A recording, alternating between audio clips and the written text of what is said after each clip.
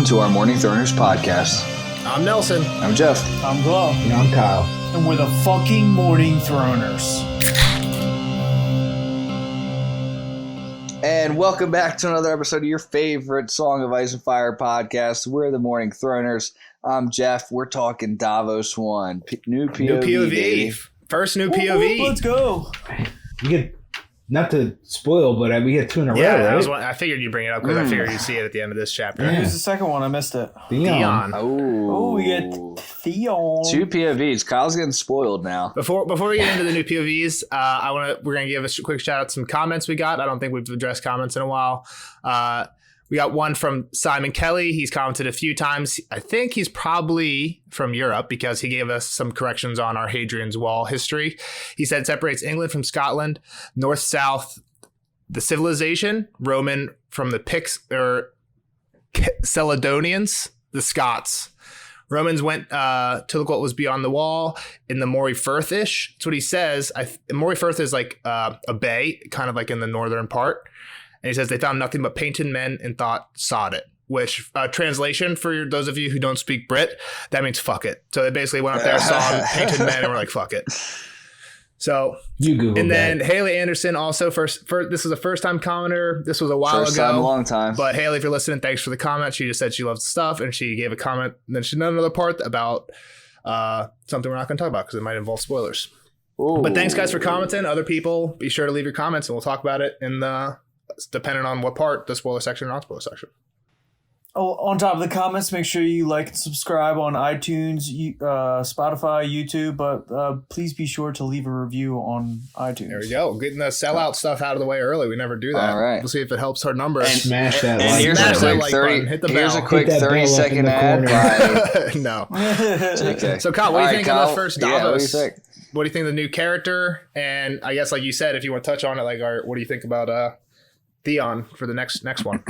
I didn't. I know, read but like, are Theon, you so I excited to don't get a know new? nothing We about know Theon. stuff about Theon already, which is probably different than Davos. We've only seen Davos once, right? So we didn't really know anything before this. We have a little bit of information about Theon before that chapter. So just any thoughts on either one?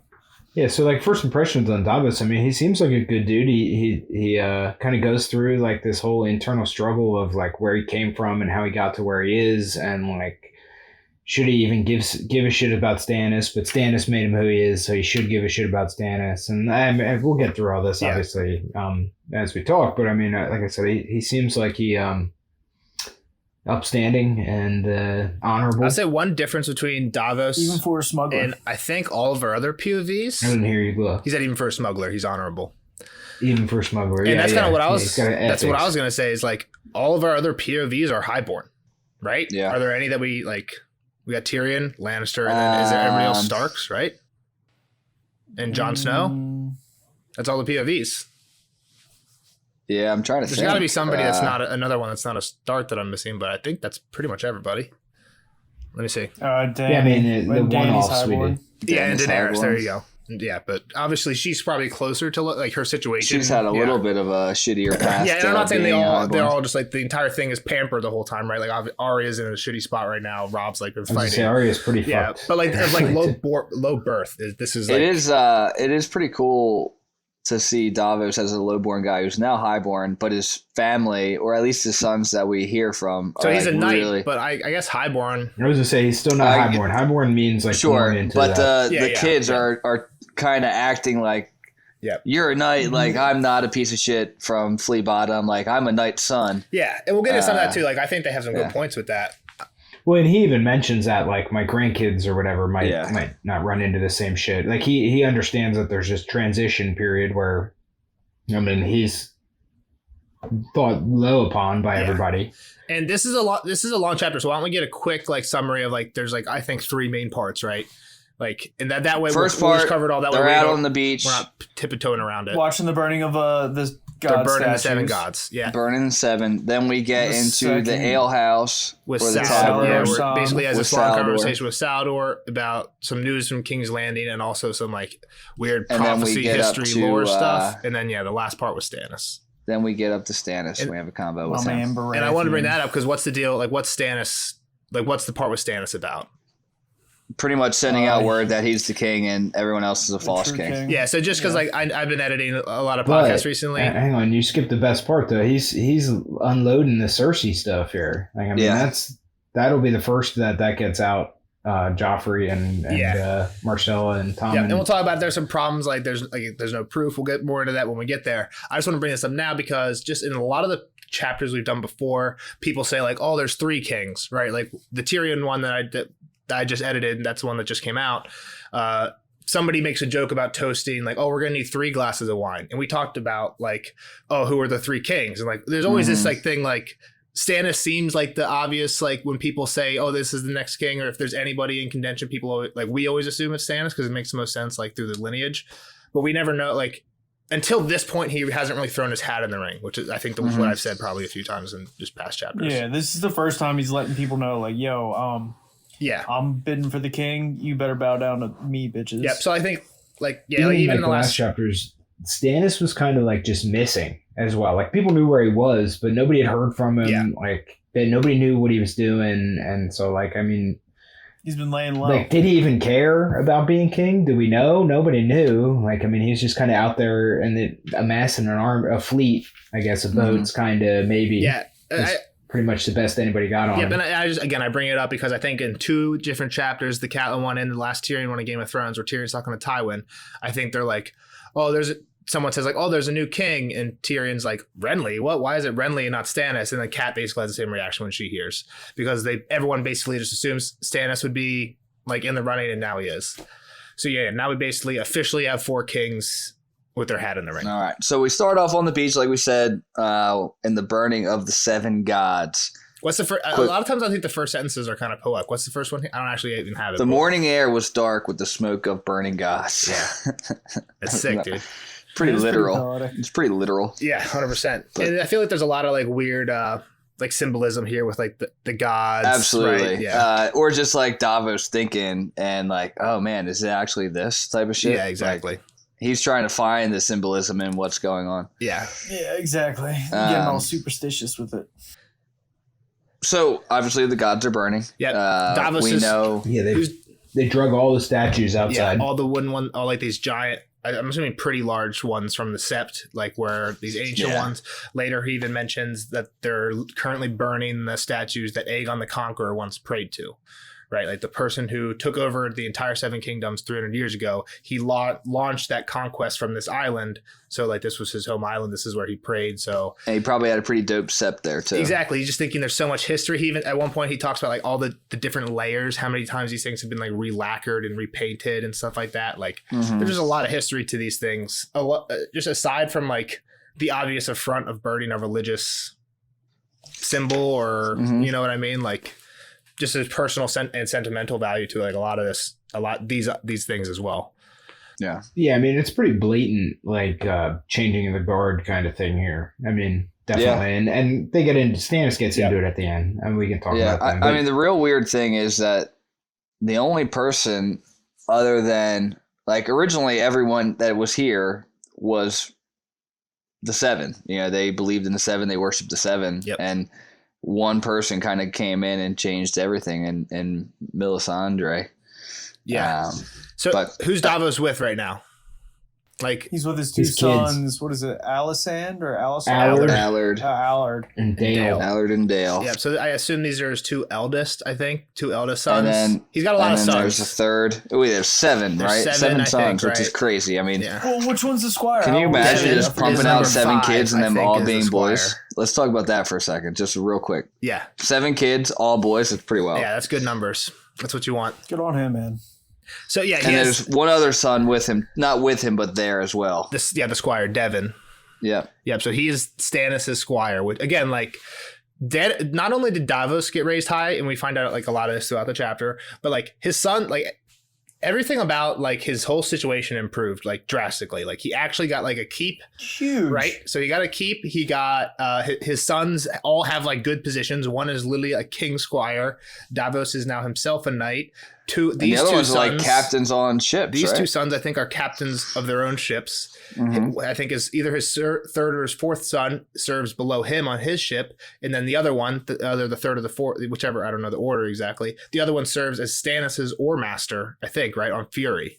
And Fury has 300 oars, so this guy is basically the boss of 300 oarsmen on this giant ship.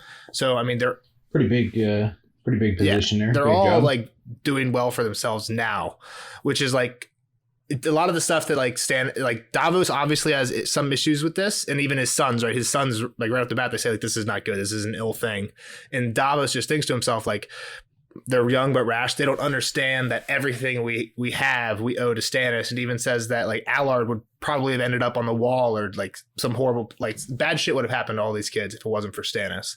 So basically, it's like shut up and just accept whatever's happening. Yeah. Enjoy it. He's kind of listing all the stuff that he owes Stannis for, like throughout the whole chapter. He kind of goes through like all that stuff, like where it's like he saved my kids, he saved me, my hand, my fingers, small price to pay. Like, you know, yeah, exactly. It's definitely an interesting perspective, right? Not everybody would have this perspective after somebody cut off your fingers.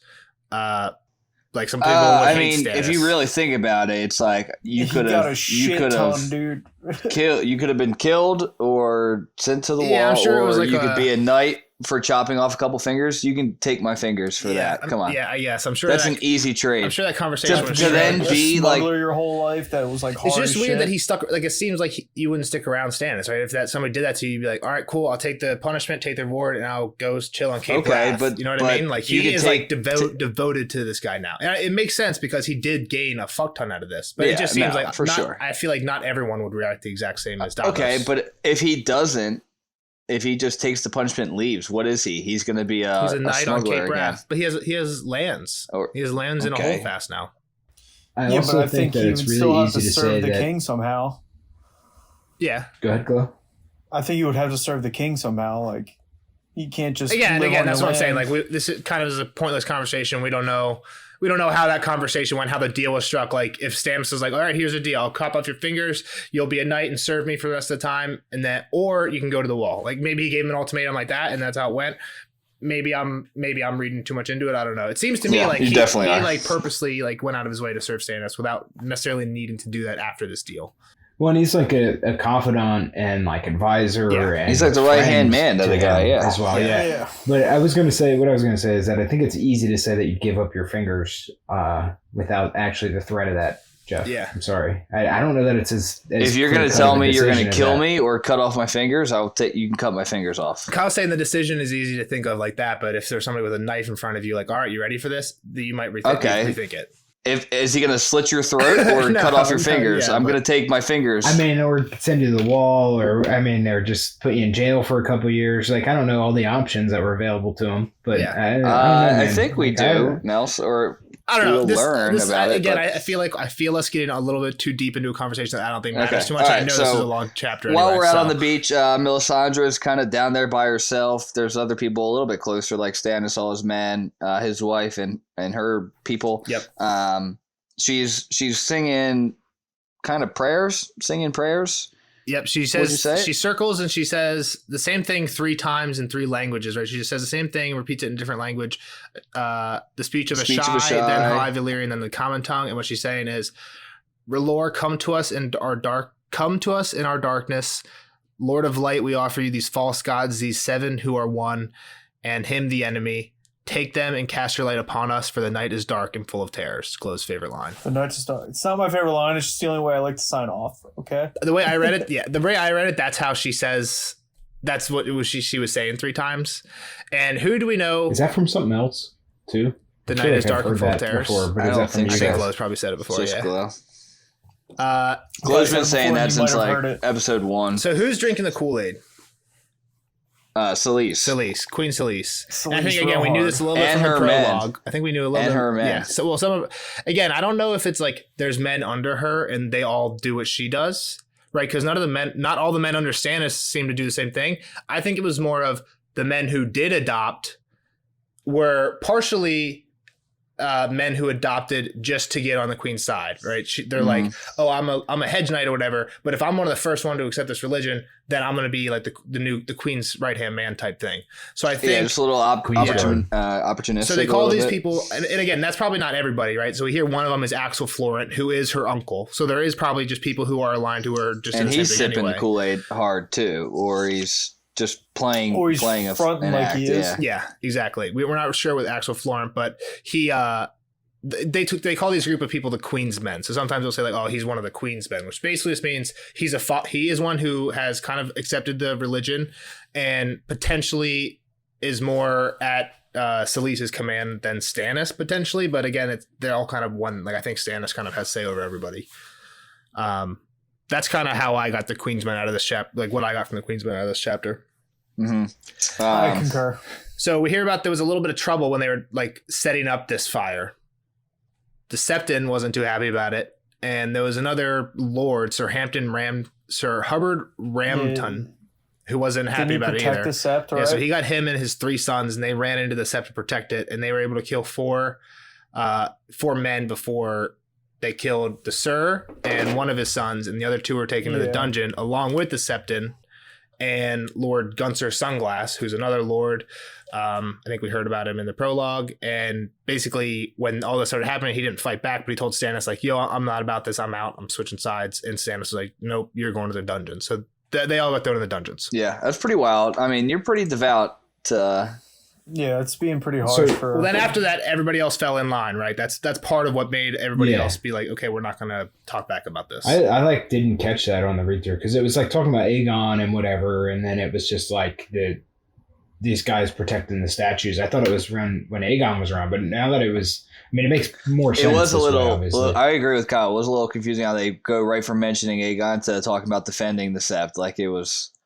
Being defended that's from crazy. Aegon. I didn't realize that was. I didn't talk about it that order, and I don't even have the actual text in front of me. I'm just looking at just my notes. Yeah. But yeah. So then they said the other lords fell in line quick, and he thinks that Davos is now thinking like I was never really super religious anyway, but like I would do my part, like like type of guy who would. But I definitely prayed to every once in a while. Every now and then, you know. I feel like he's battle, Smith before launching a ship.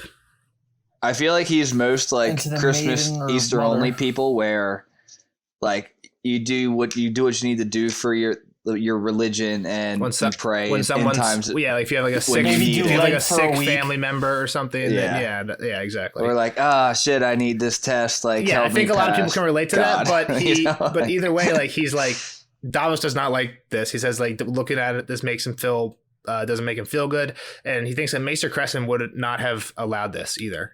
And I think this is something that Glow, Jeff, and I talked about in the show.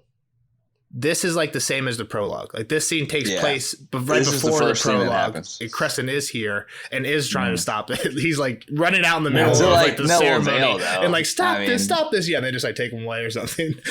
But yeah, it's just kind of interesting that the way that they did it is he is there in the show. Well, I mean, I'm not, and whatever. I'm not very religious myself, but I would like this. To see this stuff happen would not be right, not feel right to me. Yeah. Either, no, any religious thing like. Well, I mean, even like if you look at like the cultures in the Middle East or whatever that are destroying all these old statues and relics and whatnot, it is 100%. I mean, it's still historic. At the very it's just like one of those things like I don't want to get too political. We take like religious. A lot of times people take religious freedom for granted, but like I feel like this was a thing that in history again. It was like a big thing that so many wars were religious based. The Crusaders, exactly, or the Crusades. Yeah, exactly. It was all fucked up. So the next kind of part is we mentioned kind of how the other lords fell in line. There's this kind of weird guy, Valerion. Not sure, Nelson, the Lord of the Tides, where he kind of fits in with. I'm not sure where he got the next. I just know he has Valyrian descent. Yeah, he's Valerion. Valerion. Whatever. I think he's just one of the guys who are falling in line with Stannis, but it's like, oh, we don't really know what this guy does. But the big point is that all of these lords still look at Sir Davos as like the smuggler, right? They're not letting him in on combos and just kind of like, I don't know, jabbing at him that he's the onion. They don't like salute him or anything, or exactly. He's not part of the popular girl group. There was just one more thing when he was thinking about Crescent. He thinks that like within Crescent's dying, that also kind of got these men in line because now they're all like, oh fuck. They're scared of Melisandre. Exactly. And Stannis kind of says this later. He's like, they're all afraid of her. Yeah. That's a good thing type thing. Yeah. But imagine if I take her over and everyone sees what she can do. Yeah. I was just going to say, and he does mention that he knew that Crescent tried to poison Melisandre. Exactly. As But- well, like Right. I mean, we He knew knows that the from the truth. first chapter, Yeah. pretty much. No one but, else did, like, right? he So- But confirms we it. don't really know why it didn't kill her though. It's not like she didn't. Well, and that's pretty Yeah. much what he even says Yeah. here. He says somehow her god shielded Yeah, her. well, so everyone else thinks that Melisandre's magic, like there's some weird ass shit going on, and somehow she did magic to kill Crescent, probably, right? Because if Davos is the only one that knows about the poison, then everyone else just thinks that they both drank normal wine and Crescent died immediately afterwards, after when she was saying some cryptic shit. I mean, wouldn't yeah. it be just crazy if people thought that he died from natural causes? What I'm like saying he is was just either old as way, shit? whether yeah, maybe, but what I'm saying is either He way, just whether killed you're him and died, Davos, I don't know. like whether you're Davos or them, you both think something's up, and maybe even Davos thinks something more up because he probably knows that it's not the natural. If anybody thinks it is the natural cause thing, Davos is somebody who isn't, and he's just thinking like, how the fuck did she not die? I do think that this is a kind of another part of where I got my impression of Davos, but I mean, he was like, I would have killed her. I should kill her for what she did to Crescent, pretty much. Like he respected Crescent so much that he sees right through this lady, I guess. Yeah, is what but I'm getting why at. did he say he wouldn't? He doesn't want to kill Mel. I think this is kind of funny. Because I mean, he's no. He good says like, important. how would a smuggler from Flea Bottom ever succeed where a maester from the Citadel had failed? Right. Yeah. Which I think is kind of interesting, just because we get a quote later that I think is like one of the biggest quotes of this chapter, even though it's kind of like a one-off line from I think it's Allard to Davos. I think it's when they're walking on the docks, and he says like a knight should be able to talk to the lords or whatever, and he's like, but I'm a smuggler, and Allard says, he's like, if you don't remember that you're a knight, they won't ever either, right? It's like if you just keep thinking of yourself as a smuggler, in every internal dialogue that Davos has, he's thinking of himself as a smuggler. He's not. If you put a knight here, it doesn't. I mean, not that the knight really. Who knows if a knight's better than the Citadel? But it doesn't sound nearly as like one-sided, right? You're right. Yeah.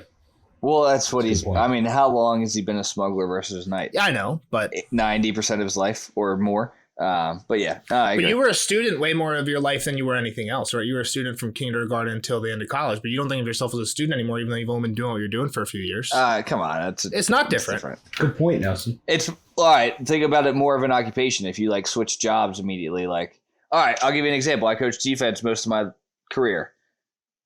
I've coached offense for now a smidgen. There's still moments where I'm thinking that I need to watch the offense. Yeah, I know what you're saying. Okay. Yeah. But you guys see what I'm saying. It's a little bit of both. So wait, so how long has he been a knight for? Like 12 years? I don't know if we know. Yeah. Well, yeah, you're right. He probably has been a knight since the Siege Like of Storm's probably End, a which year or is two since after, Robert's yeah. entire reign. Yeah. So what is that? 15 years, I think. 19 years. Well, that's a while Yeah. then. Yeah. Well, he's 19 an years. older fella. He's got right. It was not Maybe 19 years. I don't know. It feels like a long time. Robert was king for 19 years, Nelson. No, he was king for 14. Yeah, at maybe most. it was 15. The Greyjoy. I was thinking something about the Greyjoy Rebellion being 15, It's but the still longer Greyjoy than was I 9. expected. Yeah, at least Well, 10. The fires are burning. Davos mentions a couple times how the smoke is like making people's eyes tear up and they can't really like look. And it's probably just bright as shit. Different colors. I mentioned a couple times of like greenish. I guess that's the jewels and whatnot melting Yeah. and or what. Yeah, different paints and shit. The next prayer we get. I was gonna say Go one more ahead, thing Nelson. real quick because I'm a huge sailing guy. They do mention that these were carved of the ships. They were carved from the mass of the mass. ships that Aegon the Conqueror. Yeah. It wasn't actually Aegon the Conqueror, but the people who came here, brought the Targaryens. Mhm. Yeah, so awesome. Do you guys know like the whole like burn the boat story? I forget Yeah. which group of people did it. It was like we have sail back and die or we burn the boats and my stay high school here type coach, shit. high school coach gave me Yeah. that as a speech before a game one time. Yeah. Got us fired up. I've Dude. never heard that story. It's like an before. actual Yeah. army where like when the army Dude, I landed, thought the general burned all the boats and saying like we are not retreating. It's either win or die.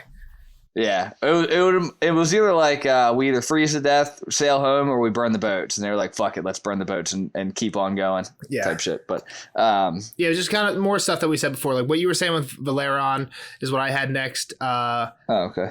In that you guys that kind of asked about it, I never really answered. So this was one of the only other houses that can really claim like as much Valyrian blood as the Targaryens. And for that reason, Davos even says here they provided brides for the Targaryens who were known to be ancestral to keep their bloodlines pure. Basically, when there was no sister, like if you only had sons or you only had daughters and there was no like niece or nephew or aunt or uncle or whatever, they would just marry somebody who, a Valerian normally. It would be because they had the best blood. So yeah, they were normally pretty high praise, but I don't think they actually had much land. They kind of are, they have a similar situation to Dragonstone where I think their seat is Driftmark, which is just like a kind of a rocky island. So they don't have like a lot of like peasants, right? They don't have a lot of small folk. They don't command a lot of men in battle. They were kind of just like always really good friends with Dragonstone and the Targaryens. But it's not like they provide much, right? So they are very noble and very like old house, but it's not like they're not bringing much to the table. They don't have a huge army. Yeah. Let's just say. And basically, like you said, none of these lords would ever, Davos thinks that no one would ever confide in him because they're just so much more highborn, right, than he is. Mm-hmm. And he says that Valerian is probably the most highborn, but it's the same for everybody. But he's like, maybe one day my grandsons will joust with theirs, and then we'll maybe like grandsons even further, we'll even wed together, right? But only if Stannis wins, which again is one of the huge things that is another potential motivator for Davos. He kind of does come out and say, I guess here, it's like, if Stannis loses, I'm fucking back to nothing, right? Like, yeah, I'm fucked. Renly's not going to honor this. Away everything right? Yeah. He has. That's where his cart, he needs to hitch his cart to Stannis. Yeah, exactly. He was still knighted, though. It's not like they take his knight. I guess maybe they could take his land. They might just kill him. Yeah, they could take his land and stuff. But yeah, it's not going to be as good. He even says it's right here. Yeah, so like, the next thing I had was a list of. He says everything I list am, of what I owe to him. Of everything he owes. A lot of it is kind of what we went over. Yeah, a lot of it's kind of what we went over. Yeah, place of honor at his table, war galley. Kids are doing all well. His wife has a keep that she's staying at, and he's got all the deer he can hunt. Exactly. And all it cost him was some finger joints. Yeah, exactly. So here's a question: does he have them? Is that what he has in the pouch? Is his fingers? I thought he said that, didn't he? He said something like that. He touches. Yeah, well, he says touch the little pouch that hung Okay. from the leather thong about his neck. His fingers were his luck, and he needed luck now. So I assumed that it meant they were inside. His fingers are in there. Yeah. Pretty gross. Yeah, like did he just say like, can I? Which keep is those? definitely Like, weird. what? I doubt anybody was scrabbling for him. Yeah. Just kind of scoop I them know, up but after the like fact. you go to the doctor and they remove something out of you. You don't just like get to take it home. You know? It's kind of like getting like a tooth pulled if you're a kid. I'm pretty sure it's in the prologue that when they're describing, it's also a pretty good description of Stannis. They say like when Davos agreed to this, Stannis didn't use the headsman's axe. He used a butcher's cleaver because Stannis was the type of man who didn't care for the show. He chose the right tool for the job. So like he chose like he used a butcher's cleaver to cut off his finger. So it wasn't like a huge spectacle. It's probably just on like and it was Stannis type of thing where it's also Stannis himself, which gives you the type of Ned Starky vibes, right? Honor type of thing. The smoke starts blowing. He thinks that this is just like a kind of a foreshadowing of all the smoke and burning that'll happen throughout the war. Talks a little bit more about Red. Okay, here I see what you're saying, Jeff. Dun, dun, dun. Yeah, this is where I got the Lightbringer. Yeah, so you go ahead. You want to read it? Lightbringer. Sure. In ancient books of Ashai, it is written that there will come a day after a long summer when the stars bleed and the cold breath of darkness falls heavy on the world.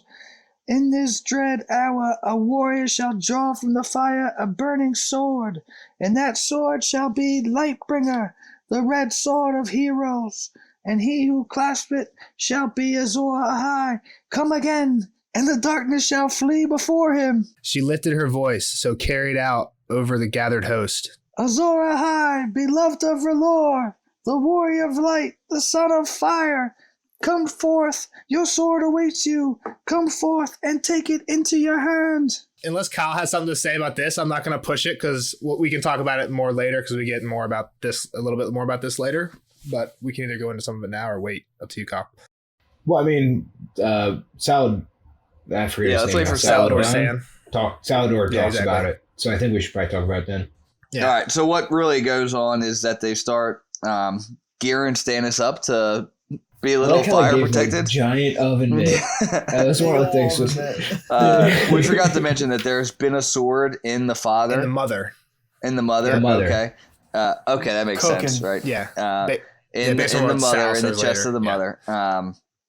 And they get him all geared up. He's got fireproof shit on, and then So the two squires help him get geared up. So Devin's one, and there's this other squire, Brendan Faring, that we hear. Brian Faring. And Kyle's right. Like Davos even mentions it later. We know somebody else who has wielded a burning sword before.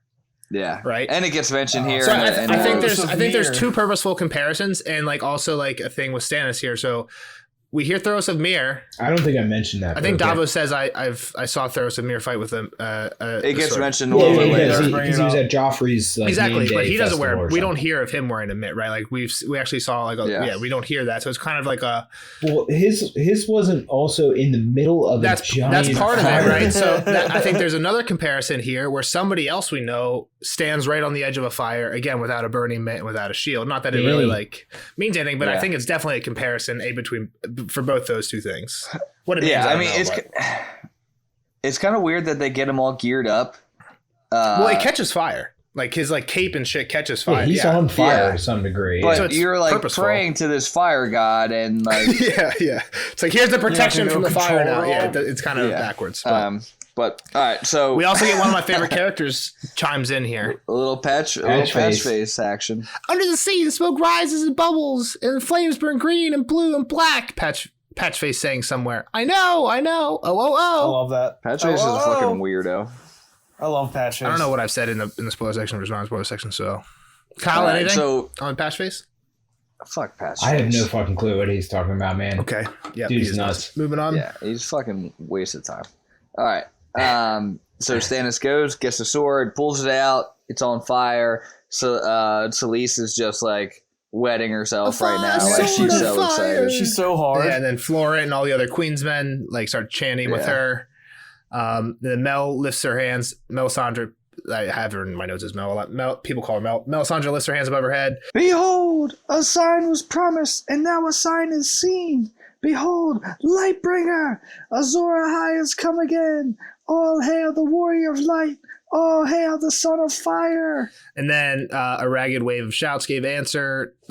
This is when like he's kind of on fire a little bit. He has to beat it out. He sticks the sword in the ground, then he like beats the fire out. I mean, he sounds like a badass doing it. Like, fuck this fire on my leg. Does he though? I mean, like he comes out, like the whole thing was he's supposed to come out with this fucking flaming sword, and immediately he just shoves it in the ground. It's like, I'm never touching it. It stays there after everybody leaves. Get this fire off. Yeah. I'm on Kyle's side here. It sounded like a bitchy ceremony for him. I meant more like he's on fire and he just like pats it out. It seems like he calmly pats it out and walks away. Yeah, but the sword is still in the ground, like when everybody leaves. Yeah, he doesn't show much love to the sword. Kind of going back to the Dany thing, they are definitely looking for like a reaction like Dany got, where like everyone was like, "What the fuck are we doing? Why are we following you? This is not good for us." And then half a second later, they're all like, "Oh fuck, you're our boss," and that is not what happened. Like again, like it's not like people are disappointed. Like people aren't like boo, but that is not the reaction. It sounds like and it's 20%, 25% of the people there are excited. You're trying to change these people's way of life, and exactly what you said there. It's like he didn't really do it.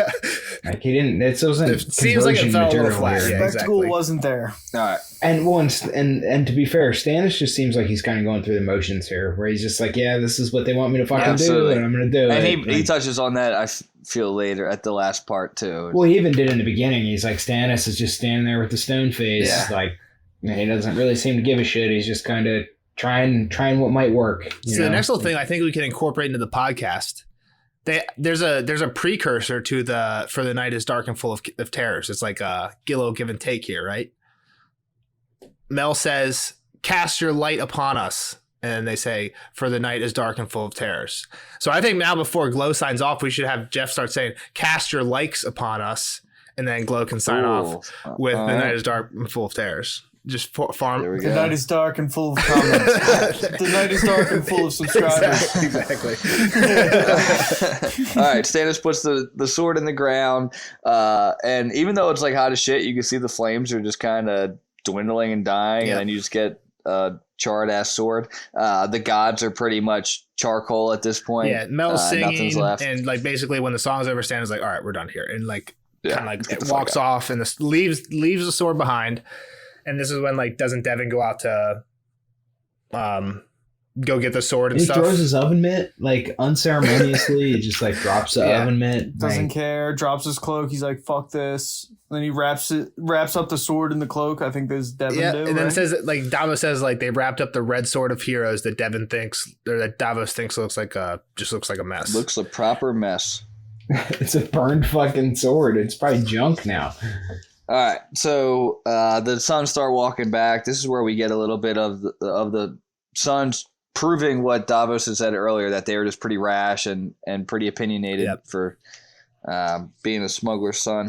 Yeah, and this is where the thing about the Queensmen that said basically Davos doesn't feel like he's either the King's men or the Queen's men, and he thinks of the Queen's men as the group of ambitious knights and minor lords who had given themselves to the Lord of Light to win favor from Queen Selyse, which is kind of what I said earlier. Yeah.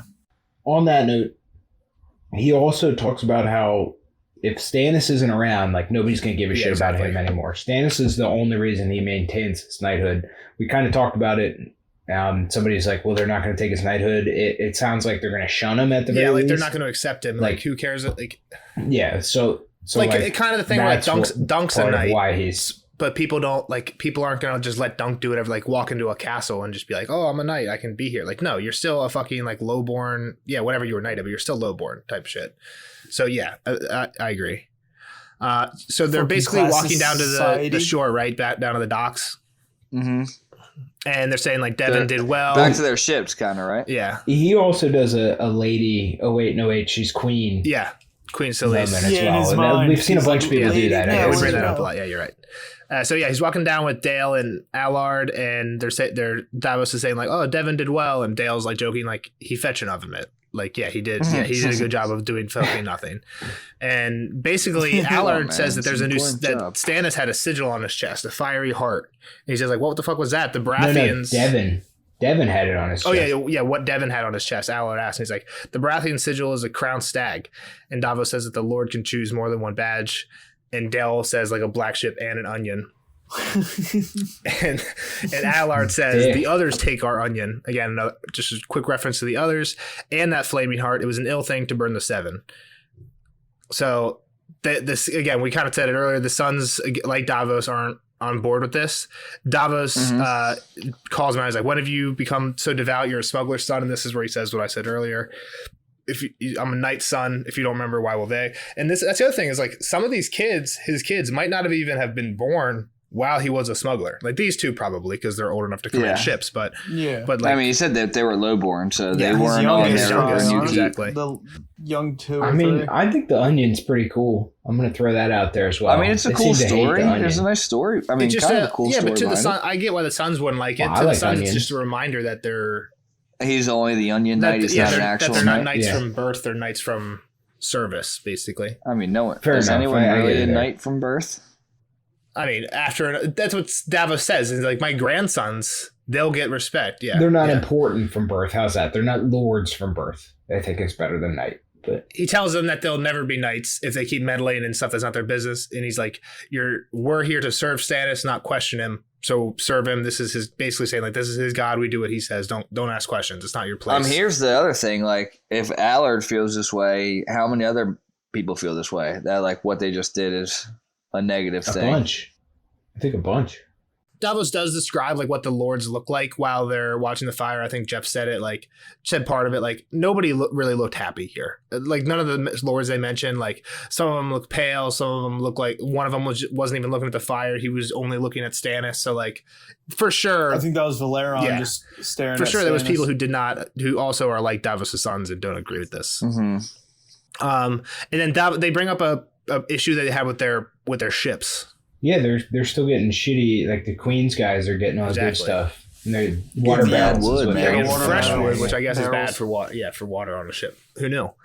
Yeah, you need that seasoned wood. You didn't learn that. So on who knows what Allard and Dale's ships are named? We have a water barrel on the ship. What are the ship's names? What's Davos's? We'll be easy. We'll start easy. The Lady Stannis is. Yeah, I was gonna say Maria or Maria. That's Allard's. Fury is Stannis's. What's Davos? Wraith. That's Dale's. Yeah, Davos is. You don't know what Davos is? Lady Maria. Black Betha. Lady Maria is Allard's. So yeah, that's the important ones. Stag of the Sea. Was Lord Yeah, Stefan. they see that one crashed. was that? No, that was Wind Proud. I think. Lord Stefan is a ship. Lord Stefan No, is a ship. Oh no, Proud Wing was the hawk. Falcon. That's why I brought up. I was like, yeah, this is Stannis. When they brought up the ship in the prologue, I was like, oh yeah, Stannis' Falcon. And you guys are like, what? And I was like, never mind. But yeah, I was remembering this quote. It's kind of a stupid quote at the end, but I really like the Falcon quote. We're jumping way ahead. Right, but yeah, so there's two ships. There are two ships. ships. Lord Stefan and the Stag of the Sea are two different ships. Pride of Driftmark, which again is the seat of House Valerion, that is Lord Valerion's ship. Red Claw, which is Lord Celtigar's ship. There's a ship called Swordfish and a ship called Valerian, which is Salador's sand ship. And then at the end of the dock, there's at least 50 more smaller ships with each with 100 oars or less. 100 oars is still fucking giant, dude. So like 50 ships with 100 50 oars on each side. Yeah, that's 50 huge. 50 on the side. Yeah, and that's where Davos's and Davos's son's ships were. As they get to the docks, there's a bunch of people running around looking for drinks, whores, and something else. But they won't Not gonna find no horse. Ain't gonna get no whores. We've heard a little bit about this before. Stannis' dislike for horse. He like wanted to put a tax on him or something. Like Littlefinger jokes about it, and I think an earlier chapter. I think you're right. Yeah, tax. But he's also lost not lost, but his sons like walk away, and Davos heads to like one of his old favorite bars. And there's like a little gargoyle Sometimes outside. just need a cold beer. Little gargoyle outside. He gives a little pat on the head. Walk. And this is it even a gargoyle anymore? It sounds like a rock. Yeah, it's like pretty weathered, right? And he walks inside, and that's where he sees your boy Salador. Salador-san. Just chomping on some grapes. Seems pretty hard to miss. Yeah, he's dressed very extravagantly. He's wearing like a. So his sleeves are long. He's got quite a resume. He's a smuggler. Davos says he's a smuggler, trader, banker, and a notorious pirate, and he fancied himself the Prince of the Narrow Sea. And he thinks that when a pirate grows rich enough, they become a prince. So I was thinking, like, I'm a fucking prince. So I mean, a Sea of Thieves, I'm rich as fuck. Yeah. Almost 10 mil in the bank. Dude, Prince you're not Salador. a prince, Nelson. You stink. Prince Nelly. I played for like one day and had as much money That's as you. not at all true. There's no way. That game is a I hate to fucking take grind. Nelson's side a lot, but there's no way. So the conversation starts with Davos asking Salador if he saw the gods burning. Yeah. And Conversation starts with Salador offering him some grapes. Some juicy grapes. Eat a grape. Eat two. Sal loves thanks, his grapes. dude. It's really gonna fill me up. That's Two true. fucking grapes. He is chomping on them the whole time. He's just fucking sucking down grapes. He's like. It's kind of weird how he squeezes on them. his Yeah, face. Licking. like just put it in your mouth and start Yeah, chewing he's on it. playing Like with there's it. no reason to have grape juices all Jeff over your hasn't seen face. Lord of the Rings, but Kyle and Glow, you've seen Lord of the Rings. Who's that? You've never seen Lord of the We're gonna Rings? record it. Who's that creepy guy? Who's like the advisor and whispers in that one guy's ear? There's a part where I know. the guy who's He's, like, eating? I think it's the old The guy, the king, king, yeah. who's getting his Yeah. ear whispered to Yeah. when he's like wrinkly. He's like eating something, and like an onion or an Yeah. apple, and just like somehow he makes Yeah. all the juices go outside of the Yeah. apple instead of into his mouth, and it looks so gross. And that's just kind of how Salador's eating. That's just like For sure. That's definitely. making it clear to everyone else that these are juicy ass grapes. But yeah, so he's talking to him. He talks about the gods, and Sal's like, "Nah, I didn't really go." And why didn't Sal go to see the gods burn? They bore him, right? They're burning he's everything. seen it all. These Yeah. motherfuckers just burn shit. So Like, I Sal, don't care. we get a little bit of his history, I guess. I don't know how much we knew from him. We heard his name, I think, just in passing. He's from the Free Cities, where this religion maybe isn't the main one, but is like one of the practiced ones. popular. Yeah. So he basically says like that's their shit. That's what they do. They just burn shit and then chant. So like I've been there, done that. You see Seen them one, all. you see them all. So It's boring, and Lord Stannis will does he call him yeah, Lord? he says Stannis. I don't know what he Oh, says. he does call him King. He calls He him says King. Stannis will be bored too, at least hopefully. And Davos notes that he doesn't really seem to give a fuck if anybody can hear that. Like he's kind of like saying like they do, they just chant and sing. Fucking voice. Yeah. And he tells Davos that his ship, the Bird of 1,000 Colors, just got back from King's Landing, and he offers him some more grapes, and he says you should eat some grapes because there's people in King's Landing who are starving. And Davos like, I just want ale, which I mean I can relate. So we get a little news. He gives like a few. Salador then gives him a few pieces of news from King's Landing, and what does he say? I got the burps because I'm drinking some ale. What does Salvador tell Davos when Davos says, like, I don't want that. Just want some ale. The men of Westeros are ever rushing. He said he wants ale and news. Well, Kyle was onto it. Yeah, gotcha. You missed the news part. Oh yeah. What were you gonna say, Kyle? Keep going. Ale and news, baby. Why he just says everybody's always fucking rushing. Like if you hurry through life, you're hurrying to your death. Exactly. Like, yeah. I don't know. I like that quote. It's a good line for sure. So then the news we get, I have like 4 kind of points here, and 2 of them kind of cascade. One Tyrion sent to King's Landing to rule, and Sal mentions Tyrion.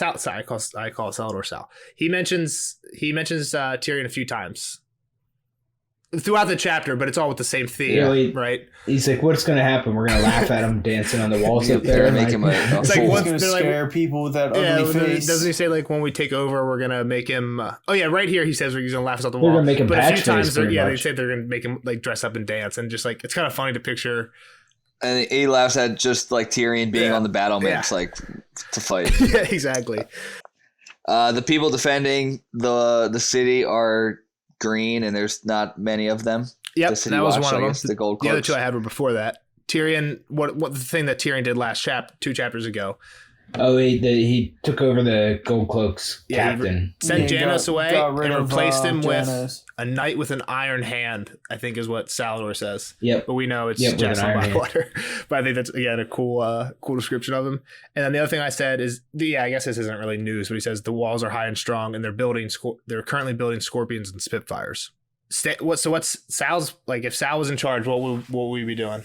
He said, let's get there fucking yesterday, pretty much. Let's attack these pussies. Which is the opposite of what he was saying earlier with everybody rushing. Well, yeah. He's like mad everybody's rushing. But here he is rushing, wishing that he was there. And Davos is against that plan, though, right? He's like, look, we take it over. How long till Tywin comes and just takes it back? It's a good point, but it is interesting that like Salvador, who seems to be the one who like has the most. Again, doesn't seem firsthand. He heard it from people who came back on one of his boats, but he knows about both situations at both King's Landing and here. And he literally says Stannis could be on the Iron Throne by tomorrow. Like tomorrow night, if we get good wins, Stannis could be on the Iron Throne, which is kind of crazy. And like, he says later that he told Stannis all this news already. It's kind of crazy that Stannis like doesn't bite at that. You know what I mean? Like Davos is right that like things probably wouldn't go well from there, but it's like that's a tempting. Like you could have what you want with it by tomorrow. I mean, does Stannis want to be on the throne that badly? I guess I don't know. And he's claiming himself king. I know, but I haven't gotten that rush from Stannis just yet. I guess like the sense of urgency. How's that? I mean, they bring it up later. They just don't have. I think the one interesting thing about Stannis, and it's not entirely. I don't think this is entirely true. It's at least what he presents. That he doesn't care about the throne as like an ambition. He cares about it out of like it's just how things need to be. It's his, yeah, exactly. It belongs like, to him, exactly. And that's I guess what I'm trying to say is like he doesn't seem like he's like I fucking got to take the throne today. It's just like it is my throne, which I think is part of what leads to the decisions he makes. Obviously, it doesn't seem at the end of this chapter like we're taking the Salvador option, right? But yeah, so then this is where he mentions dressing Tyrion up, and Salvador says that he wants something that might help, like alleviate some of the payment that Stannis owes him. Cersei, banging Cersei. He wants to fuck Cersei. She is the hottest girl in the Seven Kingdoms. Yeah, I want to fuck the queen. And he says he's been away from his wives too long. And Davos tells me he doesn't have wives; he just has concubines. He's like, but you've already been paid. And Sal points out something else. Are concubines prisoners? They're prisoners, right? I just thought it meant whore. I didn't. Or is it just? I thought it was like a side piece. I just thought they were the groups of girls in Assassin's Creed that stood there with fans that you could hide in. No, it's like your wife group. A woman who lives with a man but has lower status than his wife or wives. So it's just a group of mistresses, is what it is. Yeah, essentially. A group of mistresses. It's like all those people right? in like. It's pretty much whores. Is probably the. You guys seen Tiger King? How there's like the bad guy in Tiger King? I mean, they're all like douchebags, but like the bad guy, like the white guy, like the tall, fat white guy who's like doesn't have a shithole farm, but he has like tiger farms. He has like 18 young women working for him. He's like doctor or whatever. Yeah. Oh, and they're in bikinis and whatnot. Yeah, are they concubines? Yes. Pretty much? That's pretty much concubines, Yeah, that sucks. I think he was married to one of them, though. They're pretty much just there for him to bang and boss around. Yeah, okay. This idea behind a concubine. Gotcha. That's cool. Right. It's a game. It's also a Game of Thrones story. Davos mentioned something about so he's only been paying promises, is what I was getting at. He has not actually been I was just going to say, too. Okay, sorry. Yeah. Which, I mean, there's not much loyalty in that. Like, so what does Davos say? No. You'll have your gold when we he's a take man the of his treasury. word. Like, he's the most honorable guy there. He'll definitely pay you. Okay, true. What everyone said was true, but Kyle, you say what you said again?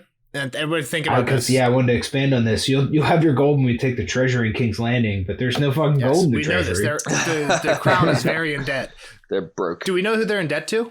I feel like we do. The Lannisters. I think they said the Iron Bank. Bank is number 1, but yes, the Lannisters are number 2. So it's like this. I mean, I guess the debt just becomes forgiven, right? If Stannis takes over, like but there's not just like money. Yeah, loans. exactly. There's not like money lying around, right? So they're still broke. Yeah, Like, exactly. I mean, just because the debt's gone doesn't mean they have money. Exactly. Yeah. So, I'm glad that Kyle caught on to that. I was going to bring it up anyway because I don't think it's like too much of a spoiler. It's something that they did mention, but a lot of people don't give a fuck. When I read that, I was like, oh, well, a lot of people don't give a a fuck about the finances in the first book, but it's something I think we definitely talked about a little bit because they don't mention it a lot that the crown's in debt, just a few times. Yeah. I mean, the other thing is that Davos was like, well, Stannis will pay you back. Like, he's so honorable. He'll pay you whatever he And then there's another cool Davos quote right after that. He says, "The world is twisted beyond hope when low-born smugglers must vouch for the honor of kings." Again, he thinks of himself as a smuggler, not a knight, but it's kind of funny.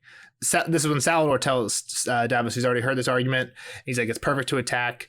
Even these grapes could be no more ripe than that city, my old friend. This is when he starts talking about the problem. Davos brings up that Tywin. Yeah. All right. Yeah. We'll definitely take it over, but how long until Tywin, who's just that Harrenhal, comes down and takes us back? Yeah, and Lord Renly, his brother. Yeah, and we have him to take care of. Yep, exactly. Yes, the young. So brother. then we get. I mean, he's. Go ahead. What about like Robb too? Like, do they not know about Robb? I don't think they're worried about that. Yeah, I think that's. Do they think Robb will just like pack up so their tents and go Robb home? cares. Yeah, I'm that's the question. If Renly or Stannis honestly became the king, I don't think Robb. I mean, they'd still want to be the North, I think, but they're not. So that's the other thing. Yeah, Robb has like claim to the Iron Throne. He like claimed to the North, which again I don't think Stannis would be okay with. But to the same point, he's not an enemy. Like if Stannis took over King's Landing, Robb would have no reason to attack King's. He's not marching. Exactly. On he would him. have no reason to march on him either, which is I think a reason why they don't talk about him. We get Renly news. Renly's married, and he's bringing his wife with him. Well, we knew he was married, right? Yeah, I think so. But she came along for the ride. And what does that mean? And I don't even know. I'm not gonna speculate. No, you don't have to say anything because I mean I don't know if this. I don't know either. Maybe I do. Because I mean, they even said that. What'd you say, Kyle? Like, say it again. He takes his bride. Well, like, what does it mean that he brought his wife? What do you mean?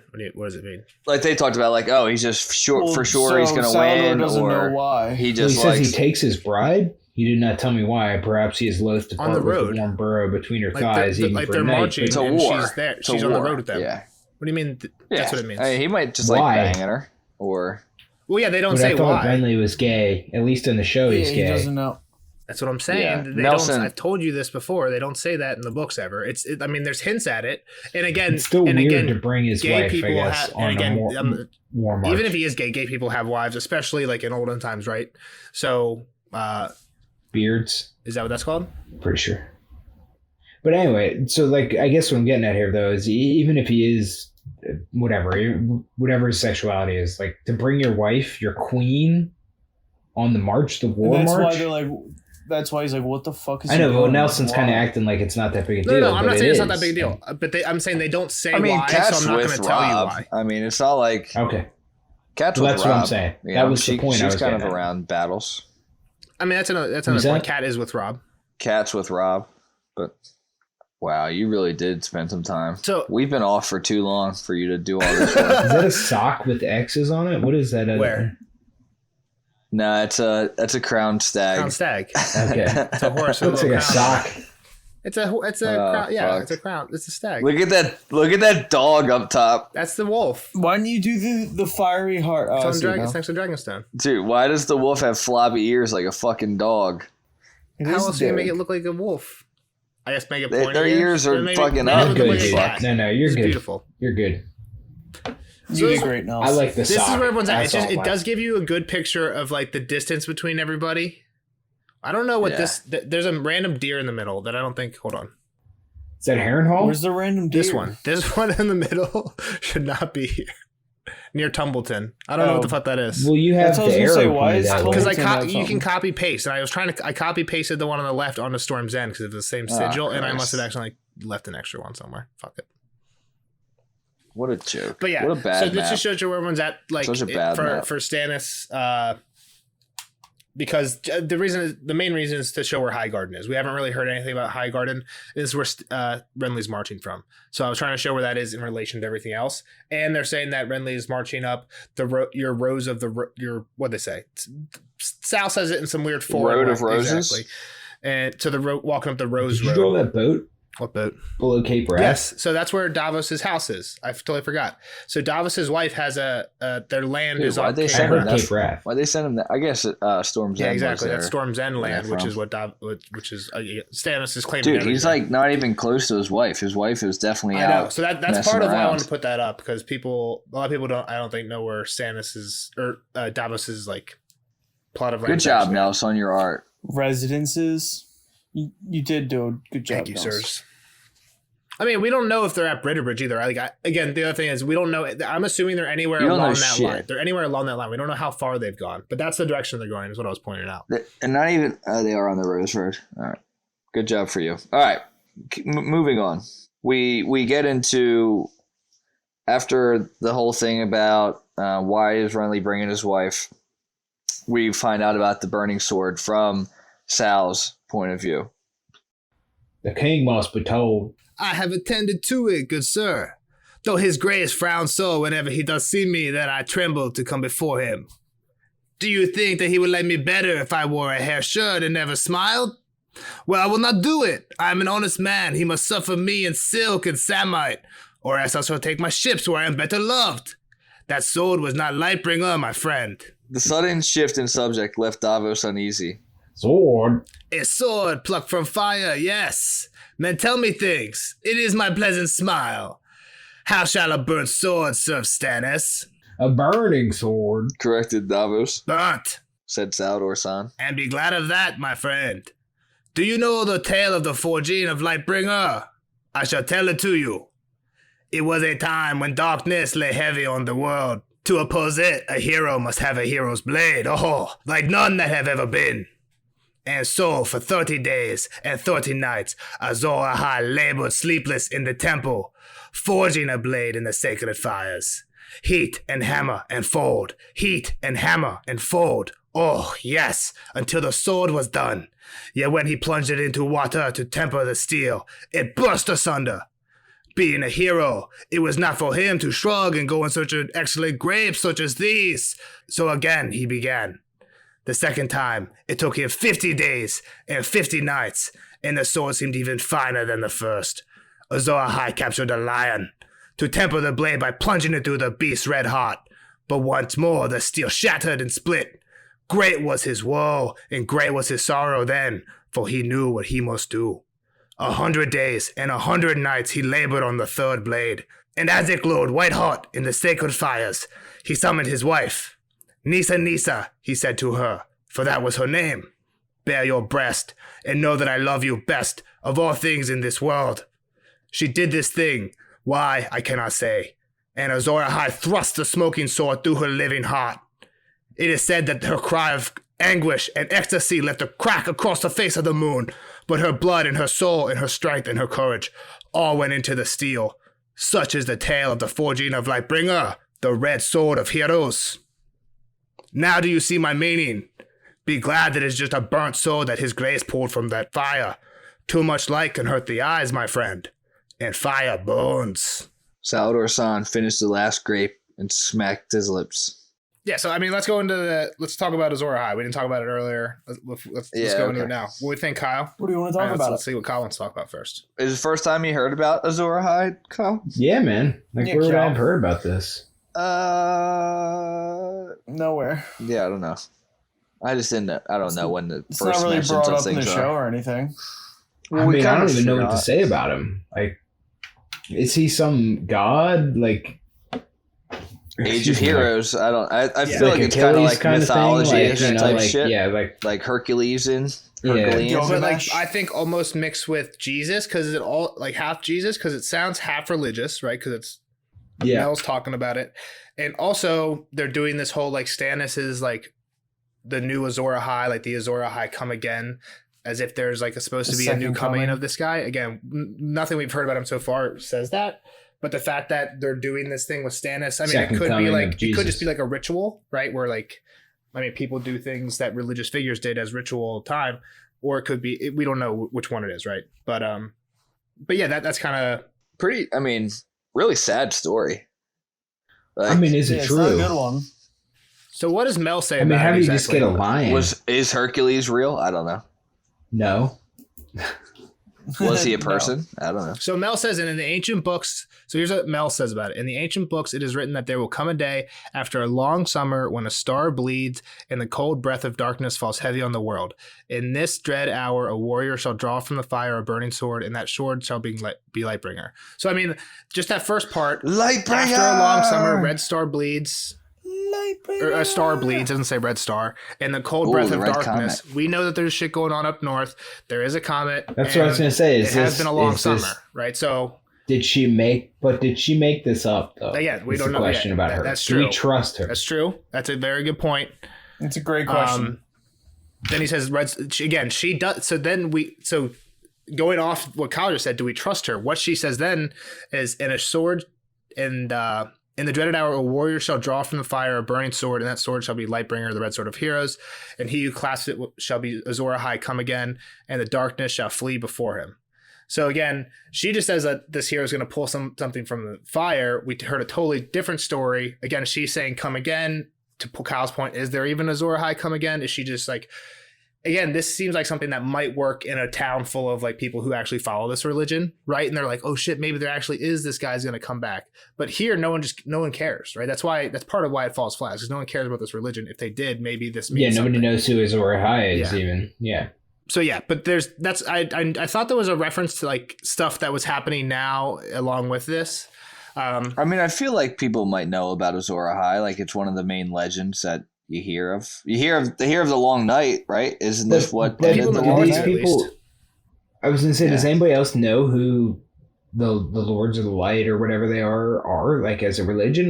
Nobody else has ever mentioned this religion. So I will say something that old Nan told Bran that the first Long Night ended because she called it the last hero, went north with like a group of men and like 2 dogs and a horse, and everyone died but him, and then he did something to end the Long Night. Like it got kind of vague at the end, but she did tell him a story of how the Long Night ended.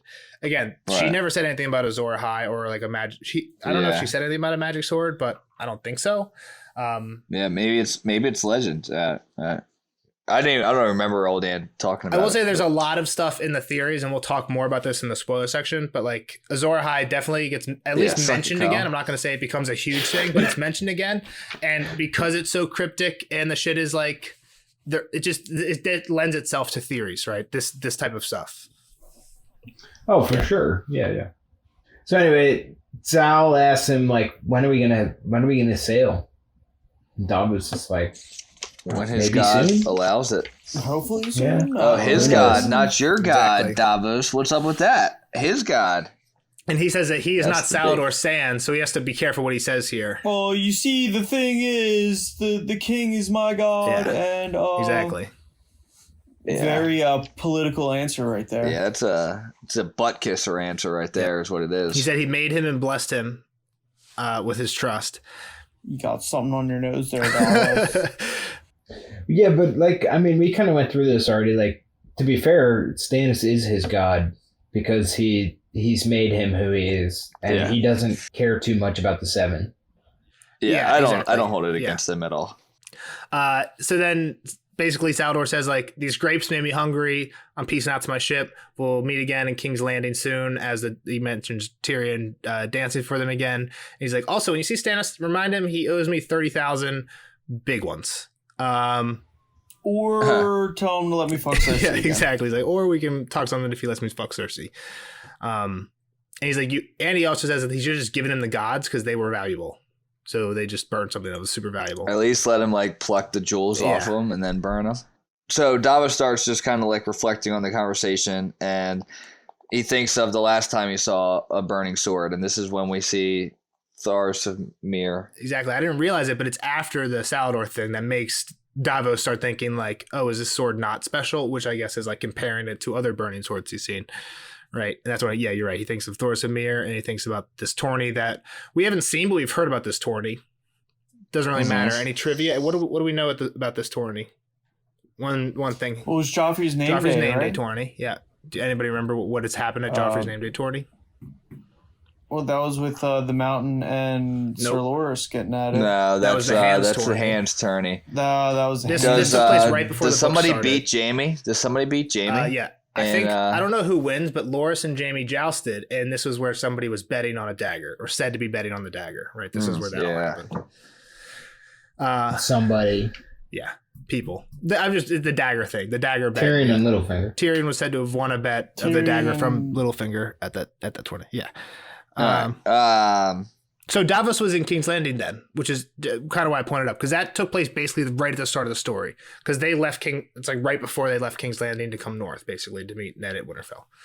Well, the weird thing about Thoros' flaming sword too is that it went out during the melee. Yeah. Right? It Because it was just a extinguished. fucking sword dipped in oil and on fire. Yeah. Like, I mean, there's Yeah. nothing special about it. He just had a flaming sword. I won't bring it up. I'll wait till the spoiler And section. he got knocked out by just a regular weapon anyway. So Yeah. who cares? Like, Yeah, he it just didn't gets, make like, him hit any more over the head. powerful. And Davos thinks that I think that's the point. It's like it like is a flaming sword. Well, part of it even was doing anything? I don't know exactly how melee's play, but I know they do say that his flaming sword would frighten horses. So in battle, I guess it might be useful if it frightens horses. I don't know if a melee you start mounted, maybe you do, but I guess it would also help then. But Yeah. I wouldn't think so, not but sure. maybe. so he thinks about Davos an actual also- sword would be like an actual magic sword would be sick to behold, but he's like, at what cost? And he's like, he Yeah. thinks Nisa as his own wife, and he's like, He ain't doing that and she's shit. a good-natured, It's like, plump nah, I woman can't do with that. sagging breasts and a kindly smile, the best woman in the world. Dude really loves his life. I love Davos. Yeah, he's such a great guy. Davos. He's He's a a good good dude. What's he Dude, say? man. What's the next thing he says, He's just a Glo? good guy. It's a price that I would not be willing Exactly. to pay. He's like, I am not made of the stuff of I'm not made of the heroes. stuff of heroes, which is, again, I think there's a lot of like one short line quotes that I think are kind of. Just like the thoughts to himself but are he's like the really Iron Knight, dude. reflective, Look at- and it's like, he's a damn, hero. man. He's I just the mean whole like fucking- Yeah, you're right. He is made of the stuff of heroes, which is again kind of why it's kind of poetic. Like he sacrificed everything to save people, to save like all those people in that castle, right? Which isn't I feel like you could really relate to Davos. 100%. Davos is very relatable. he's one of the he's the lowborn guy, exactly. And we're all We are. lowborn.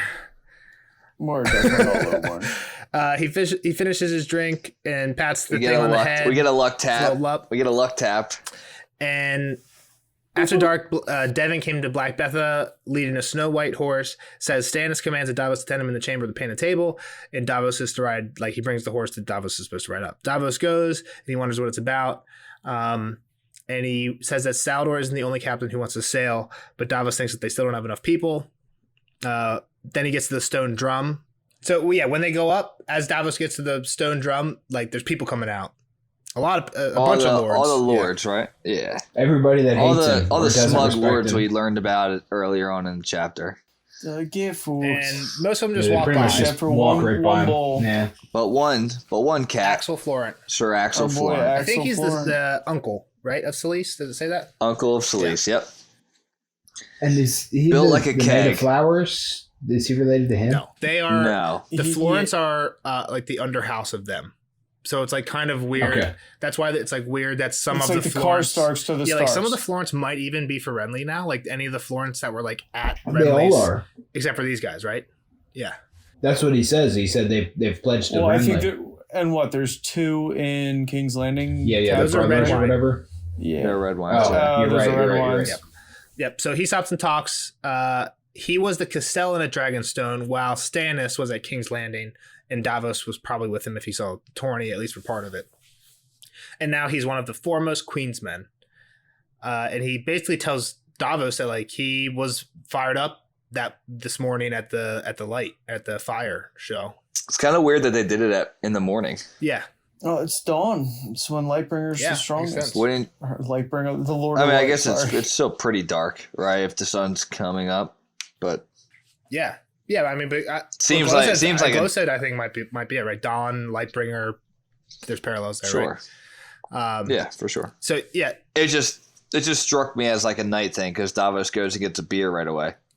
I mean, what's more drink for breakfast is a nice little beer with some lemon, right? Just the thing. Yeah, that's true. So why did Axel enjoy about the Yeah, the false gods burn with a merry light, did they not? And he saw a vision. It said when you believe that the fire might give you visions of the future. Yeah, Mel, like I guess Mel says that or somebody says that, and he says that tells us that a glimpse of the glory that awaits his grace. Yeah, he saw some sexy dancers dancing around a king or something.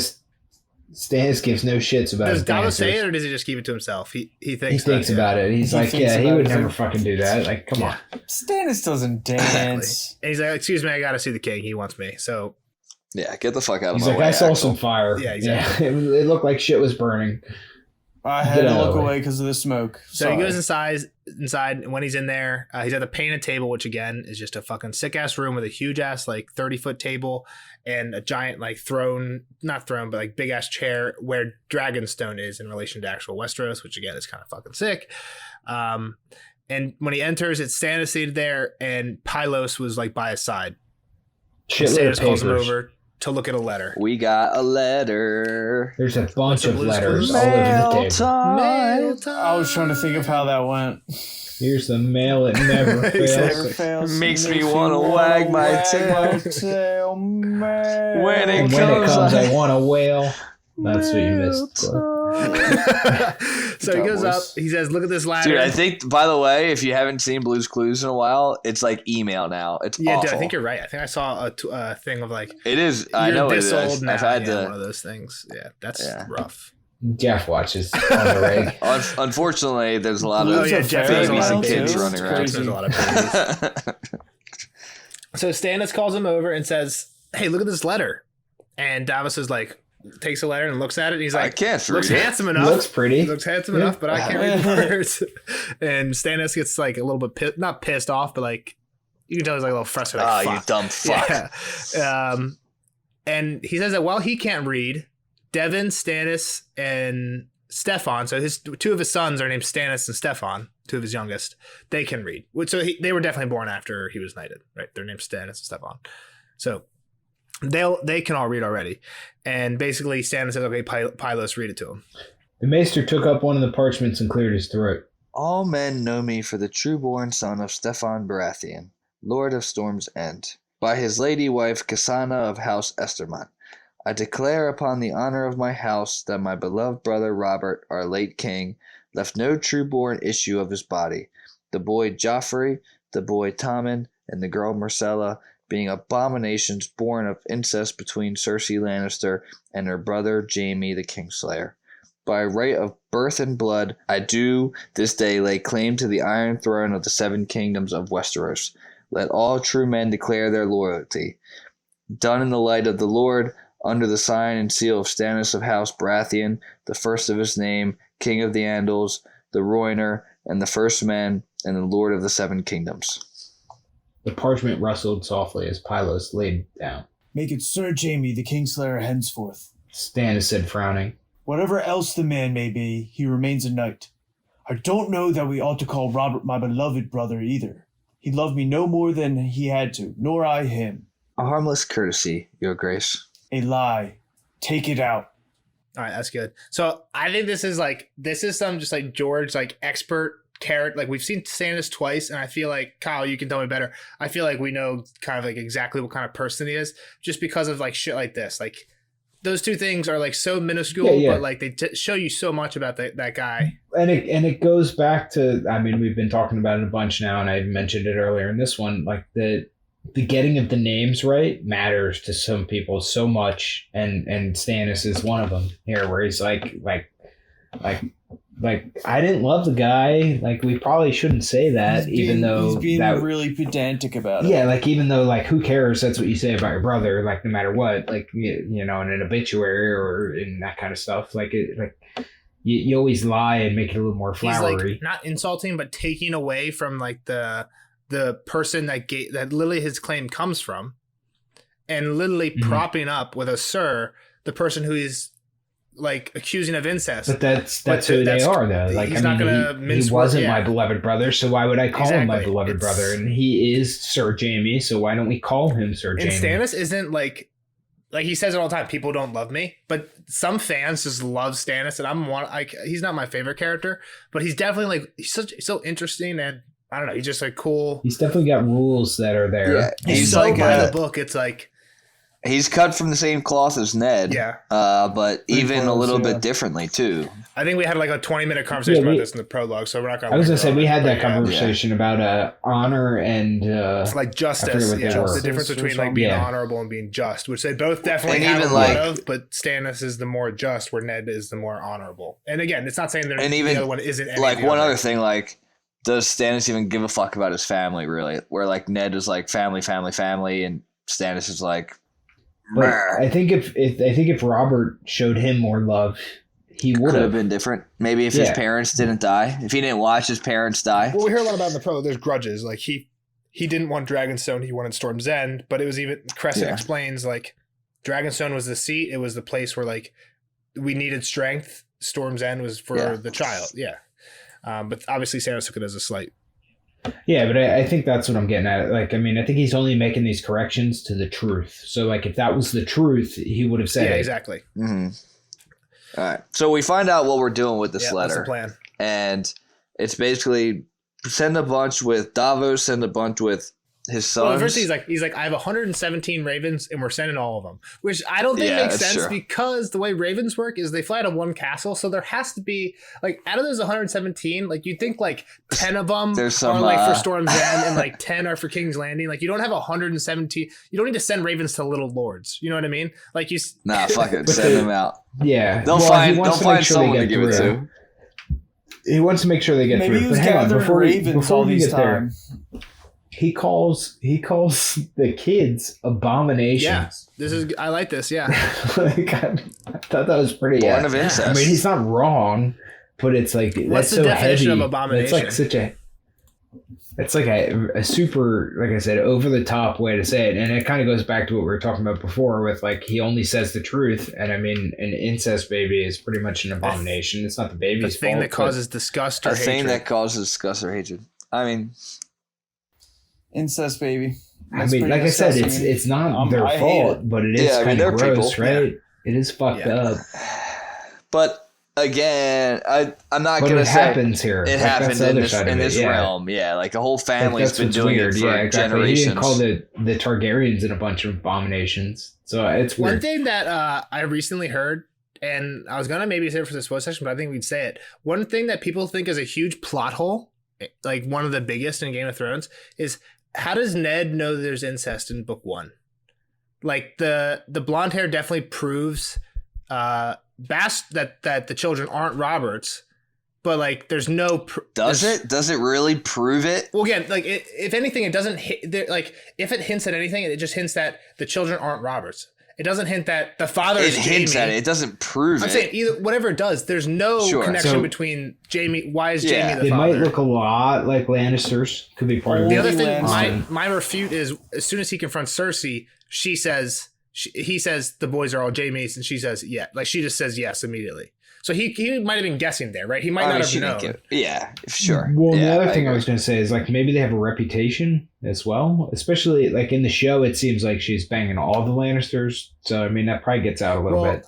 Yeah, I mean, yeah, you're probably right. There probably like was rumors, and also, I don't think like you were going to say is a reputation. I don't think this is part of reputation. I think this is just the time period. But Stannis was married, or Tywin was married to his cousin. Like Tywin's wife was his cousin. So. Can I just say one more thing too? Like the proof of the incest is that the seed was strong, Robert's seed strong. why couldn't Cersei's just be stronger? Like there was no science behind. That's true. I mean, you don't know if Ned looked down the Lannister lineage and it wasn't always gold type thing. Yeah, I think that was the point. Like every Baratheon was black hair, but had they been with the Lannister before? The only reason I bring that up here is because yeah. Stannis says the same thing. Stannis jumps to incest when, like, is there actually proof of incest without, like, there's proof of, again, not proof isn't even a thing. He says he doesn't have proof besides. But again, that's not proof of incest. That's proof of they're not Roberts. Well, he was that Jaime's the father. Everybody. He was with John Aaron. You're right. So that means that he saw the same stuff Ned does. So if Ned doesn't, my thought is if the fandom is all worked up that Ned doesn't have to get enough for incest outside of adultery, some speculation. Outside of adultery, like how do you get incest in there? Then Stannis doesn't, right? Yeah. But yeah. True. Yeah, how do they all know? But who else would it have been? I think is the other side of it. Again, I'm not one of the people who's like, I'm super hung up about this, but that's one of the things that people all right, do. Moving on. Yep, go ahead. I went too long. So sent all the Ravens, and he said maybe 100 of the 117 will make it through. And he said he expects that once... That's a lot. That's a high-ass percentage. You'd think there's going to be more people. Yeah, like I said, there's no way all these Ravens go to different hopeful. castles. And maybe there's like 200 Ravens and they only said the unique ones, but whatever. You know what I mean? There's 3 armies out there right now shooting down Ravens. He Ravens. also says hawks and weather and stuff too, right? Yeah. Storm and hawk and arrow. I'm saying his percentages are too high. But he says what will happen when most people get this letter? They throw it in the fire and don't say a word. Dip it in the fire, exactly. And he says they love Joffrey, Renly, and Robb more, but not him. And he's like, that's why I need you, Davos. And this is where we get what Davos's mission is going to be. I need all your smuggling tricks. Yeah, he pretty much says, like, use all your tricks and go to as many lords as you can and fucking nail this everywhere you can. Post it. Make sure everybody that can read it can read it. Davos says, well, that's not going to be anybody. Like, I'll tell you, I know those people, and no one's going to be able to read it. And I didn't pick up on that. It was like, no, they can't fucking read. And Pylos is like, actually, Davos is right. Like, they're not going to be able to read it. He's like, having somebody read it would be better, but it's more dangerous. And Davos was like, well, then have knights do it, because knights know how to read, and no one's going to fuck with them. And Stannis like, that's actually not a bad idea. Sure. So he's going to send Davos out to Gulltown, the Fingers, Three Sisters, and White Harbor. North. He's going north. And Dale is going past Cape Wrath, which is where Davos's house was on that map. Southwest. Yeah, basically south. And then the other son is going the whole way south around the continent to basically the complete south side of the continent and like the southern coast. And then the top, a little bit around the corner on the other side. And someone's going east, too. Yeah, and one of the sons is going east. He says that later. The Bravos. Oh, yeah.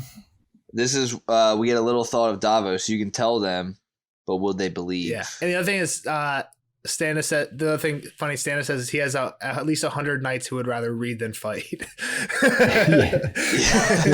He's like, yeah, that's no problem. He's like, plenty of people. They'll be lining up to volunteer. And then so then he tells Pylos, he's like, well, you better start fucking writing because I see a bunch of letters here, but this isn't enough. And it's then, also he wants to just talk to Davos alone, right? He's like, get the fuck out of here. Yeah. So then they kick Pylos out. Exactly. Well, it's also because Davos was giving Pylos some eyes, and Stannis got onto it. Like, hey, get the fuck out of here. So when he leaves, he's like, all right, what is it that you wouldn't say in front of him? And he's like, why don't you trust him or he's something? Not he's like, yeah, I just like, he's like, when his chain reminds me of Crescent. And Stannis basically like, it's not my fault that the guy died. Like, I never wanted him there at all. And he says he agreed. Well, is it Pylos' fault that the man died? Yeah, it's not even exactly. He's like, you can't blame Pylos for it. And he says that I didn't even want him dead. I don't even want him there. He's like, yeah, he angered me and he gave me bad counsel, but I didn't want him dead. And I just want him to like be comfy and live out the last few years and not worry about shit. And yeah, basically. Retire, pretty much. He wanted him to retire and just be done. And he asked Davos what Davos thought of the letter. Or no. Davos asked what the Lords thought of the letter. Celtigar pronounced it admirable. If I showed him the contents of my privy, he would declare that admirable as well. The others bobbed their heads up and down like a flock of geese, all but Valerian, who said that steel would decide the matter, not words on parchment, as if I had never suspected. The others take, my lords. I'll hear your views. So basically, Yeah, he says their words are blunt but true. He says he's got a bunch of fucking yes men, and that's why he likes Davos. I think 'cause he's and not. He brings up what Jeff was telling me earlier. Is like there's no proof of anything. Like there's just suspicions only of this incest. Yeah, we hear about another bastard. Yes, I can bring Edric up here. Boy Edric Storm. There's proof of some sort. Who's a spitting image of Robert. That leg. Interesting thing, Edric Storm. And the girl was a virgin. Yeah, so we'll get into that. Interesting thing, Edric Storm. Just his name alone. What's the second half? Jon Snow, Edric Storm.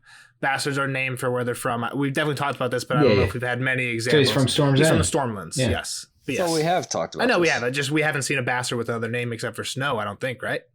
No, we did. I thought the yeah, there was one when Cat was in the Vale. And the Freys have one. The Freys have one named Waters, I think. Yeah. Waters. Or no, Walder Rivers. I feel like they were. I feel like they were all the person with the donkeys that took Cat up. I feel like they were all mentioned. Also, we heard about Maya Dorne Stone too. was also one of Robert's. We heard about that in book 1. I think Kyle even acknowledged it, which is why I'm saying it now. Didn't we hear about the Dornish people being sand too? We might have said. I think we said that before, but again, like we don't see. I feel like at one point they were like, know much "Oh, they're about the Dornish bastards. They're people, named so- from like someone mentioned We the definitely brought it history up. of bastards being named." But this is the But first anyway, storm. so like he's like, well, we can show him the boy, and they're like, well, how the fuck are you going to show him the boy because he's here? How was the boy fathered, conceived? This is kind of an interesting story.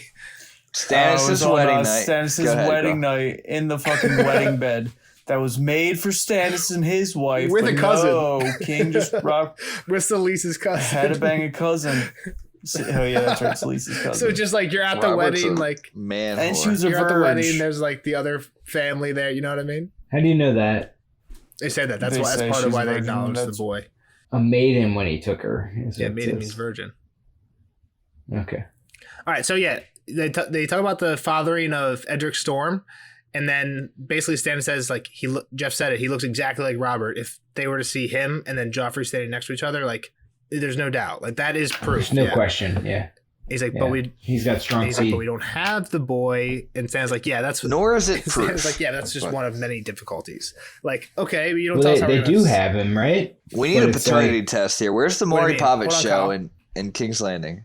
Well, he's at Storm's End, it says, but like they're not going to take him on this What trip. do you mean? That's Renly's. Renly has Yeah, Storm's Renly End. has Storm's End. Okay, that's the problem. okay.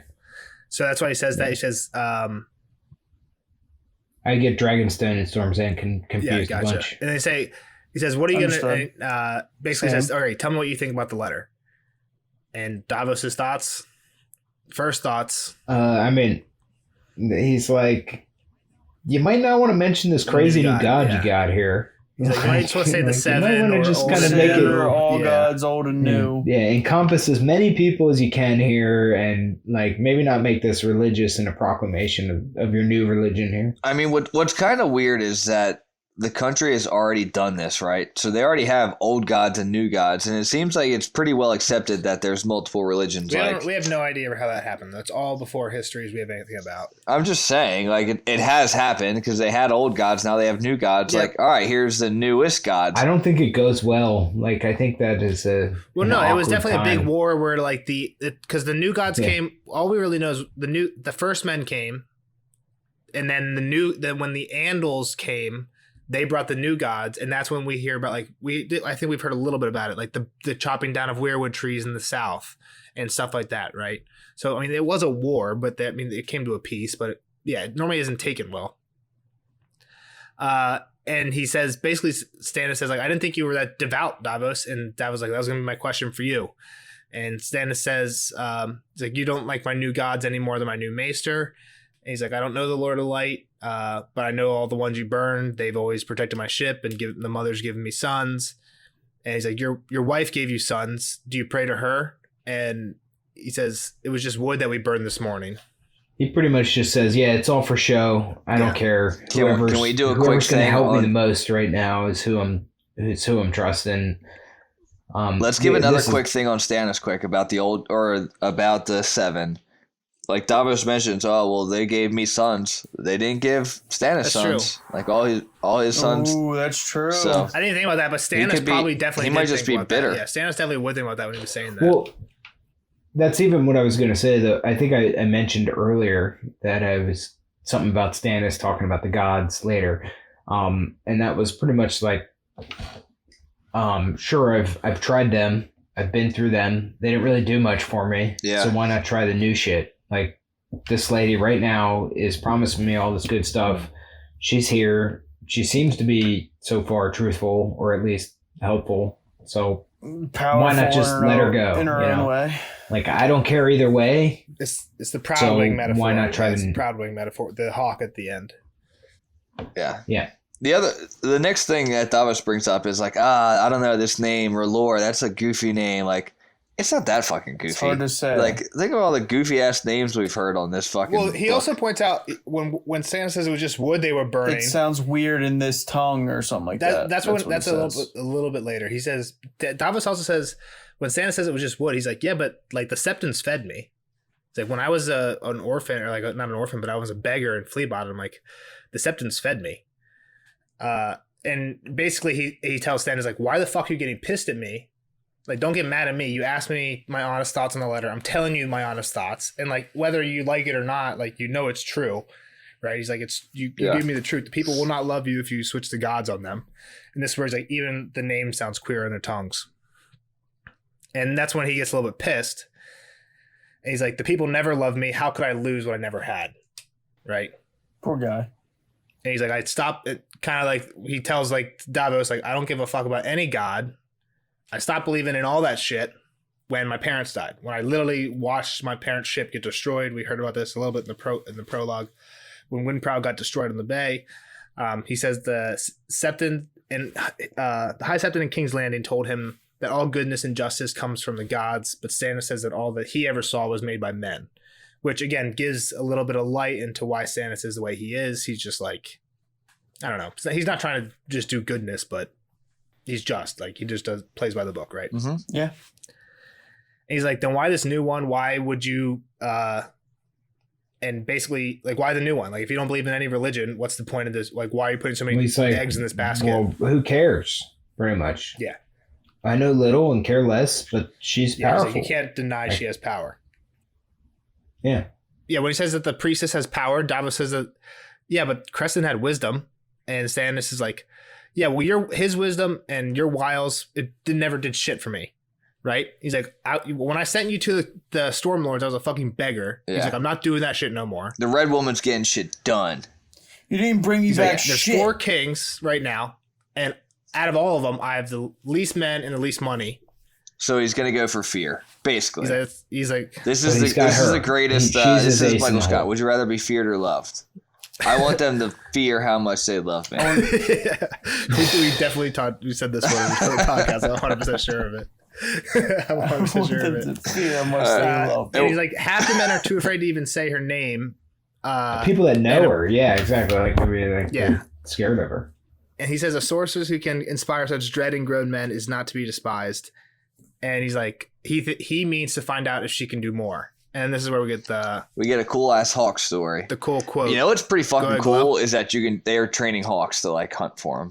Yeah, they say people go hawking all the time. That's a cool ass thing. It's like an activity. I think I think it's a rich person activity. Falconing.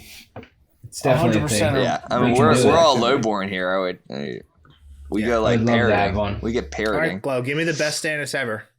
When I was a lad, I found an injured goshawk and nursed her back to health. Proudwing, I named her. She would perch on my shoulder and flutter from room to room after me and take food from my hand, but she would not soar. Time and again I would take her hawking, but she never flew higher than the treetops. Robert called her Weak Wing. He owned a gerfalcon named Thunderclap, who never missed her strike. One day our great uncle Sir Harbert told me to try a different bird. I was making a fool of myself with Proudwing, he said, and he was right. Stannis Baratheon turned away from the window, and the ghosts who moved upon the southern sea. The 7 have never brought me so much as a sparrow. It is time I tried another hawk, Davos. A red hawk. Yeah, that's the end of the chapter, right? Yep. Fire. Wow. Long ass job. Long podcast. Let's just get Kyle's thoughts and then not dilly-dally. What do you think, Kyle? I mean, I don't have much in terms of predictions or whatnot, but I mean, it was definitely a cool chapter. It was neat to meet a whole bunch of new people for sure, and kind of see this. I don't want to say like less civilized. I feel like less civilized, but not quite. Like, I mean, Davos and Sal's perspective on a lot of this, like they're not, like you said, highborn or that important in the scheme of things, but they are. Sal is the prince of the narrow sea. So, I mean. Yeah. He's a rich pirate. He is a prince. But I mean, so yeah, it was definitely neat. I think it's going to be interesting to see what plays out with Stannis here. I don't know that he's going to win back the throne, but so let's that's go. where I'm at. Give me I have 2 pointed predictions. One, Davos is I don't know. I honestly don't remember what happens in the next Davos chapter, but like right now, Stannis has told him to go basically spread this message. So it's going to be a prediction about that. And then 2, a long-term prediction on how Stannis' new hawk, Red Hawk, plays out for him. Well, I mean, I think this Red Lady, I'll start there. The Red Lady is probably going to require something that Stannis doesn't want to give her. And it's going to kind of bite him in the ass in the long run. You don't think she's super altruistic? Is that the right word? No. I think she's in it for herself, but we'll see. What would she be in it for? Herself and her religion. In it to win it, baby. Just burning shit. I mean, to that point, I didn't even think about it, but to that point, like, wouldn't having a king with like who follow like just have it getting Stannis on the throne might be good for that, like might be really good for that religion in and of itself. Yeah, which would True, make her fair like, I know what you're saying. All right. And then as far as Davos, I think he's going to get in a fight somewhere and get immediately derailed from his mission to spread this word. Unfortunately, I think this needs to get out, but I don't think he's going to get it out. He's going to get attacked by us on the Sea of Thieves. Yeah. Yeah, right. He would fucking own you guys. All right, guys. Like, follow, comment. Bye, Kyle. Or keep listening for the spoiler section. Bye, guys. See you later, Cal. We'll see you on the next show, buddy. See it. Spoiler alert! Spoiler alert!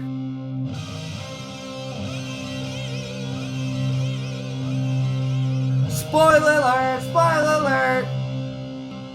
See you later, gals. Great hanging out, bud. We'll see you on the next episode for Theon 1. First Theon. Ooh. Yeah. Back to back, baby. Back to back new POVs. And now, on to the spoiler section, boys. What are your hot takes for this episode? Before you get into that, everyone like, comment, subscribe if you're still here. Tell us who you think Azor Ahai is. Jon Snow. Jon Snow. No, that's not the right answer. It's Davos. I think Davos is going to kill Martha? No, I don't know. I think some people think it's Azor Ahai. Davos? Should we actually talk about this at all? I wasn't actually really going to talk about Azor Ahai. Let's just quick spin through the possible options. Danny. John, Danny, Bran. Jamie. Why John, though? He wasn't born under a red star.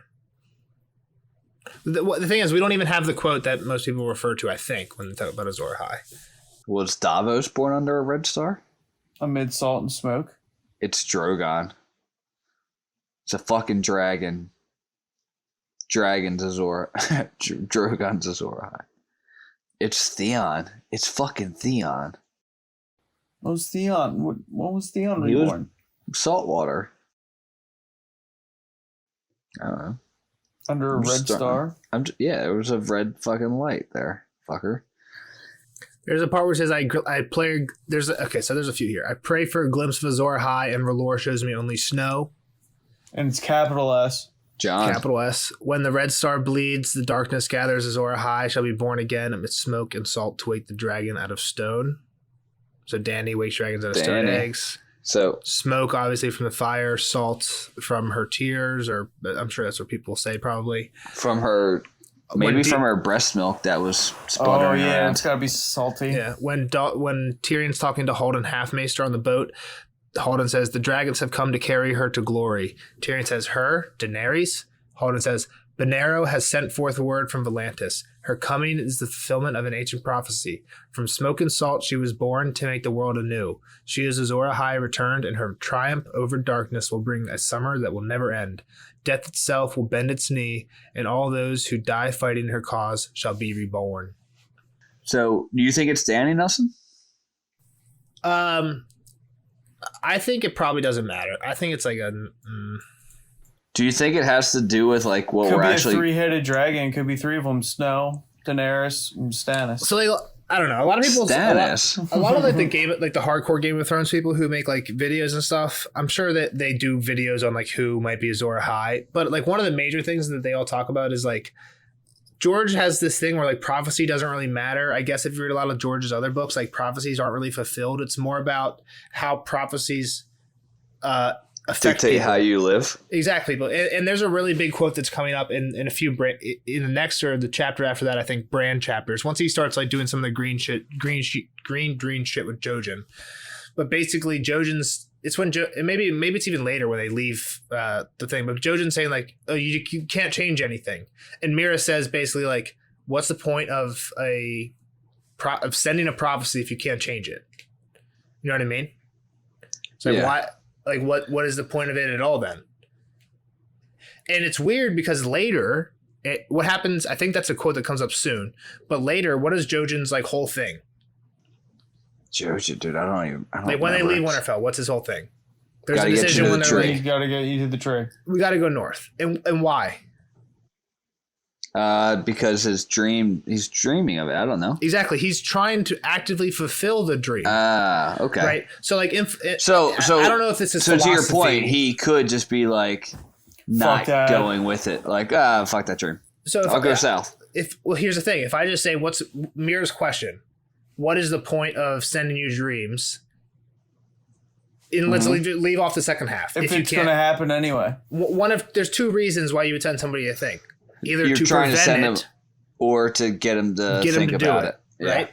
And clearly, that's working on Jojen, Psychology 100. right? Like Jojen could try and just be like, "This is a bad thing. We don't want this to happen. Let's not go fucking north." Yeah, but And it's I like- guess it's to it's the like the point Darth now with Vader Jojen that seeing- he's just so far into it. He's like, fuck it, I'm doing it. Like So, it's we don't need to dwell on the Jojen stuff. We'll definitely get into some of that more in the Brand chapters because there's going to be a lot of that coming up recently. The reason I want to bring it up is I think the people say that George knows that prophecies affect how people act, and it's clear that he knows that by that conversation that Mira has with Jojen. Like, what's the point? She asks him like, "What's the point in these dreams?" yeah. And obviously, dreams aren't the exact same as prophecy, but there's clear similarities there. I'll just bring up one other book. Like Harry Potter is based on a prophecy. The whole series is based on, And it's like one a prophecy. self-fulfilling prophecy. Like, you try to avoid it, but it happens anyway. Like Anakin seeing Padme die. He tried to avoid it, but him trying to avoid it caused it. Yeah. Interesting. Exactly. So there's like weird, and the take on prophecies is, and again, I'm not the expert on George R. R. Martin's other works or anything like that, but what like a lot of the big like people who make videos and stuff say is whether there is an Azor Ahai or not, that matters less than the effect that the prophecy has on people. Like Melisandre is trying to fulfill this prophecy. That is causing things to happen in the story. Right. If she didn't know about the prophecy, say nobody knew about the prophecy and there wasn't a Azor Ahai anyway, cool, that's cool. But I think the point is that because there's prophecies out there like this, the things that people will do and try and fulfill them or avoid them has a bigger impact on the plot than the prophecies I themselves. agree. But I still think it's definitely. I'm not saying it's not interesting to think about who might be Azor Ahai, and real I don't know. quick- I would probably lean towards Dany. Before, what is that, Dance of Dragons? When Melisandre would ask for a vision of Azor Ahai, would she get Stannis? I don't know. I don't know how. We only have the one vision of. We only have the one chapter where she is the POV. Yeah. I think it's also crazy to think about from our point of view that Stannis' story might not end in just like dying in a battle that he can't win. And We've talked about this before. You're about to contradict yourself because I've said I like know. I think I think it would know. be cool. We've talked about like it's just like maybe I'm now like digesting that there's more to what can happen. I mean, the thing is, you want the Battle of the Bastards, and the Battle of the Bastards is I fucking do want sick, the so Battle it of the makes sense. Bastards. But yeah, I think it's also. I think the more different we get I mean, from can the show, Stannis just be a part of the Battle of the Bastards with John? They sure, they I join mean, forces. Yeah, I'm cool with that, but I need or the Battle of the Stannis- Bastards. This doesn't make sense the way everything's set up now. But if Stannis' army played the part of the Army of the Vale, that'd be cool too. But it just doesn't make sense for Or where if everything is now. If John's army plays the part of the Veil. That works Ooh, too. the little That'd be sick. vagabond? Yeah. So let's go back to this chapter because there's a few things I want to talk about. First thing, and we fucking just like I think you guys caught on to it. What's the very first line of the chapter? The night air was burning. filled with smoke and something. Oh, okay. The morning air was dark with the smoke of burning gods. Why do they do this in the morning? That's so weird. Yeah, I didn't even think about it then. What did we talk about? What did we say? Dawn, Rising Lightbringer. sun, Lightbringer. Are you going Dane? Are you going Dane on us? There you go, Glow. Did you even notice that when we were talking about it? You're the one that said it. Yeah, I was thinking Dawn and Lightbringer and Dane. The sword? Okay, yeah. That's fucking sick. I mean, we talked about it. I like, said Lightbringer instead of Rollor. What do you mean? They talk about they talk about Lightbringer. Yeah, that's what I mean. But isn't Lightbringer the? Oh no, Dawn's the sword of the morning. Dawn's the sword of the morning. And yeah, exactly. The sword of the morning. This is happening in the morning. Yeah, Dawn has to be the fucking Lightbringer. Dawn's Lightbringer for sure. And John's a Dane then. It doesn't have to be. Dawn. Maybe Davos is a Dane. All right, I just wanted to bring that up. Maybe a little bit. Danny's a Dane. I think I'd be cool with that either, but I think that makes less sense. I'd have to think about it right now, and I don't want to get into it because we have other stuff to talk about. I'm ready for the Danes to become more important in this story. Yeah, same. I think when's a winner, they're going to be big. Yeah. Yeah, no one knows. Go ahead, Glow. Were you going to say something? Mine's a question. Axel Florent, I forget how involved he gets later on. I know his name's brought up a lot. Is he the one that tried to hit on my girl? Fuck, I can't think of her name right now. I'm not sure what happens with them up north, so I'm not going to answer that. Val. I'm not going to answer that because I'm not sure what exactly happens with them up north. But I don't remember him at all. He's not the one that gets smashed, right, by the giant? No. The person who got smashed it was the first time we heard of him, and they were wearing cowboy. They had a cowboy sigil, like the football team, because that's like an inside joint. Yeah, it's an inside joke with George R. R. Martin because he made a bet with somebody that if the Giants beat the Cowboys or the Cowboys beat the Giants, then he had to do something or the other thing. And the one was if the Giants beat the Cowboys, he got to put that in his book. So he made the Giant literally smash the person with the cowboy sigil. They're in one of those chapters. That's literally a football Easter egg. But Axel Flint, the only thing I really remember of him is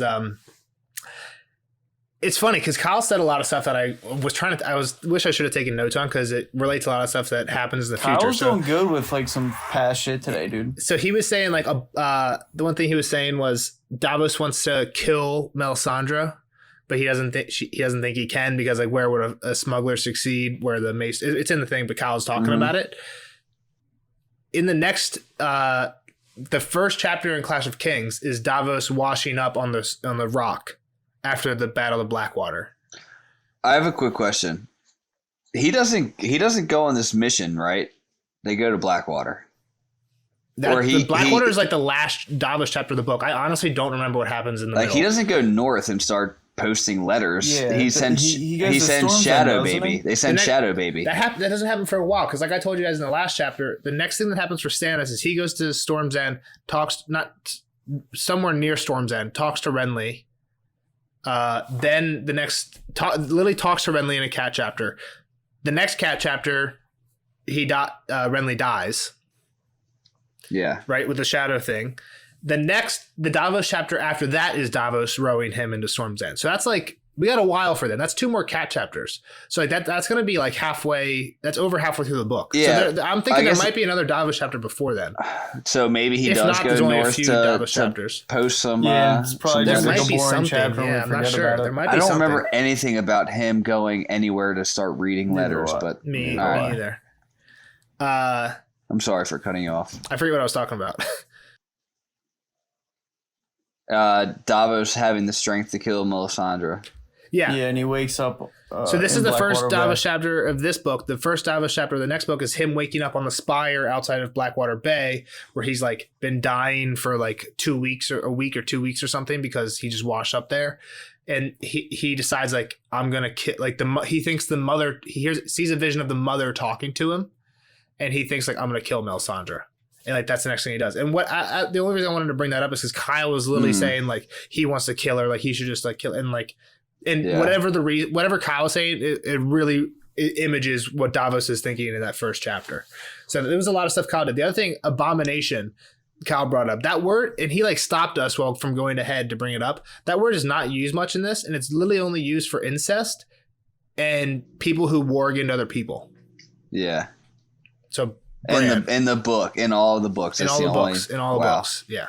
People who war against other people, and like maybe it's not just that, but it's like warg shit. It's like incest and just warg shit. Do you think it's calculated? I don't know, but people do. I mean, abomination's like a strong word to use, and I think only incest and working on it. There's another thing where anguish. So Nisha, I saw this fucking theory forever ago, but I remember it vividly. I was literally on the beach watching this video while I was walking along the beach, and I was like, "Holy fuck!" And it had to do with anguish only being used twice in the entire book. Once is here for Nisha's cry. Of ecstasy and anguish. Yeah. Ecstasy. She must have a nice ass scream. Nisha. She was probably coming so hard during that. Is it kind of weird that Nisa and Misa are pretty close? Dude, so it's another thing. Misa, what people call Danny, right? Right. Oh, here's Davos too. Hold on. Painting. She squatted and spread her legs. Blood rained down. Yeah, the next Davos is the Shadow Baby. So the only time they use anguish ever is the first one that we heard here where Nisa's cry, and the second ecstasy, and the second one is panting. She squatted and spread her legs. Blood ran down her thighs, black as ink. Her cry might have been agony or ecstasy or both. Davos saw the crown of the child's head push its way out of her. Two arms wriggled free, grasping black fingers coiling around Melisandre, straining thighs, pushing until the whole thing. Blah, blah, blah, blah. Shadow Baby. Dude. Melisandre is Nisa. Melisandre is Nisa, so is Stannis or Jon, or there you go. Wow. There's theories about that shit, right? So there's so many different theories. I don't have really. That just proved to me that she's Nisa. So Stannis has to stab her in the heart with Lightbringer. I feel like Melisandre wouldn't take the Iron Man play. Is the lion a Lannister? Right, so most people when people try and claim that someone's Azor Ahai, a lot of times they try and say like, oh, they've gone through 3 big trials where they tried to do this and it failed, and then they tried to do this and they killed a Lannister and that wasn't enough, and then they did something else and then that's finally what did it. Okay, but nobody kills a Lannister except Tyrion. So people think I'm sure people think Tyrion is Azor Ahai because he kills a lion. He Blackwater, his dad. Maybe. And exactly. Water, lion, failure, and then Tyrion's. So that's one of the things about prophecy, right? Is if you make it vague enough, if you make a prophecy vague enough, you can make anything, you can make it fit to anything. So that's the other thing about prophecy. Here's my prophecy. It's Tyrion, and they bring back his first wife, and he has to kill her. Boom. Taisha, where do whores go? Because Tyson's probably still alive. They go to heaven, I told you guys this the last time. Arya meets a whore called the Sailor's Wife who always has to marry somebody before she has sex with them. They have like this fake ceremony. Ooh. And the daughter's name is Lanny, which is, again, like Lannister. Oh, shit. And the daughter has blonde hair, green eyes. Did I just solve Game of Thrones? So, and Tyrion always says, where do whores go? And where do whores go? To fucking brothels. Of course they go to brothels and barbers.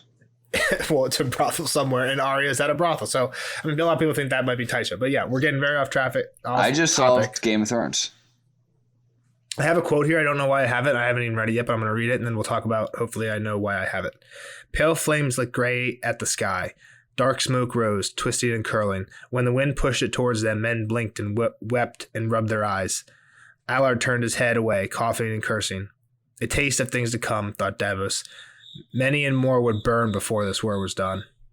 Oh, so this is just, Blackwater. It's just a definite shadow, foreshadow of Blackwater. Allard dies at Blackwater. Everyone dies at Blackwater. It's also weird Patchface. What does Patchface say? Going along with foreshadowing. Black. Yeah, man. I didn't think about that. Fuck, you didn't think of that, dude? That's the only thing. Green, black, and blue. Motherfucker, I'm so stupid sometimes. Under the sea, smoke rises and bubbles, and flames burn green and black, blue and black.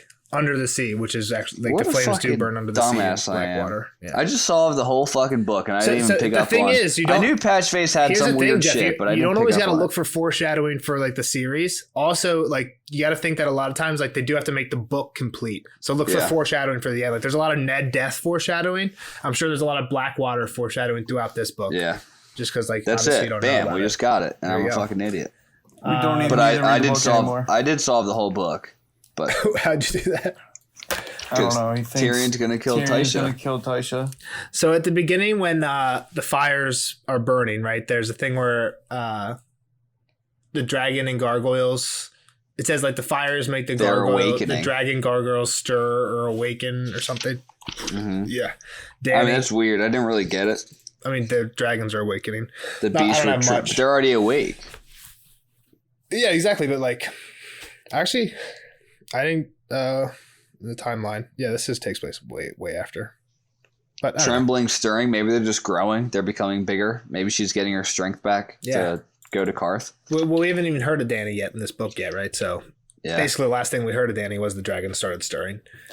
The big old dragons. So, do we know anybody else who has recently, like Davos? I'm not even talking about POV now. Somebody who's like kind of lowborn that's recently become highborn. Littlefinger. Varys. Jenna Slint. I mean, Littlefinger. Janos Slynt.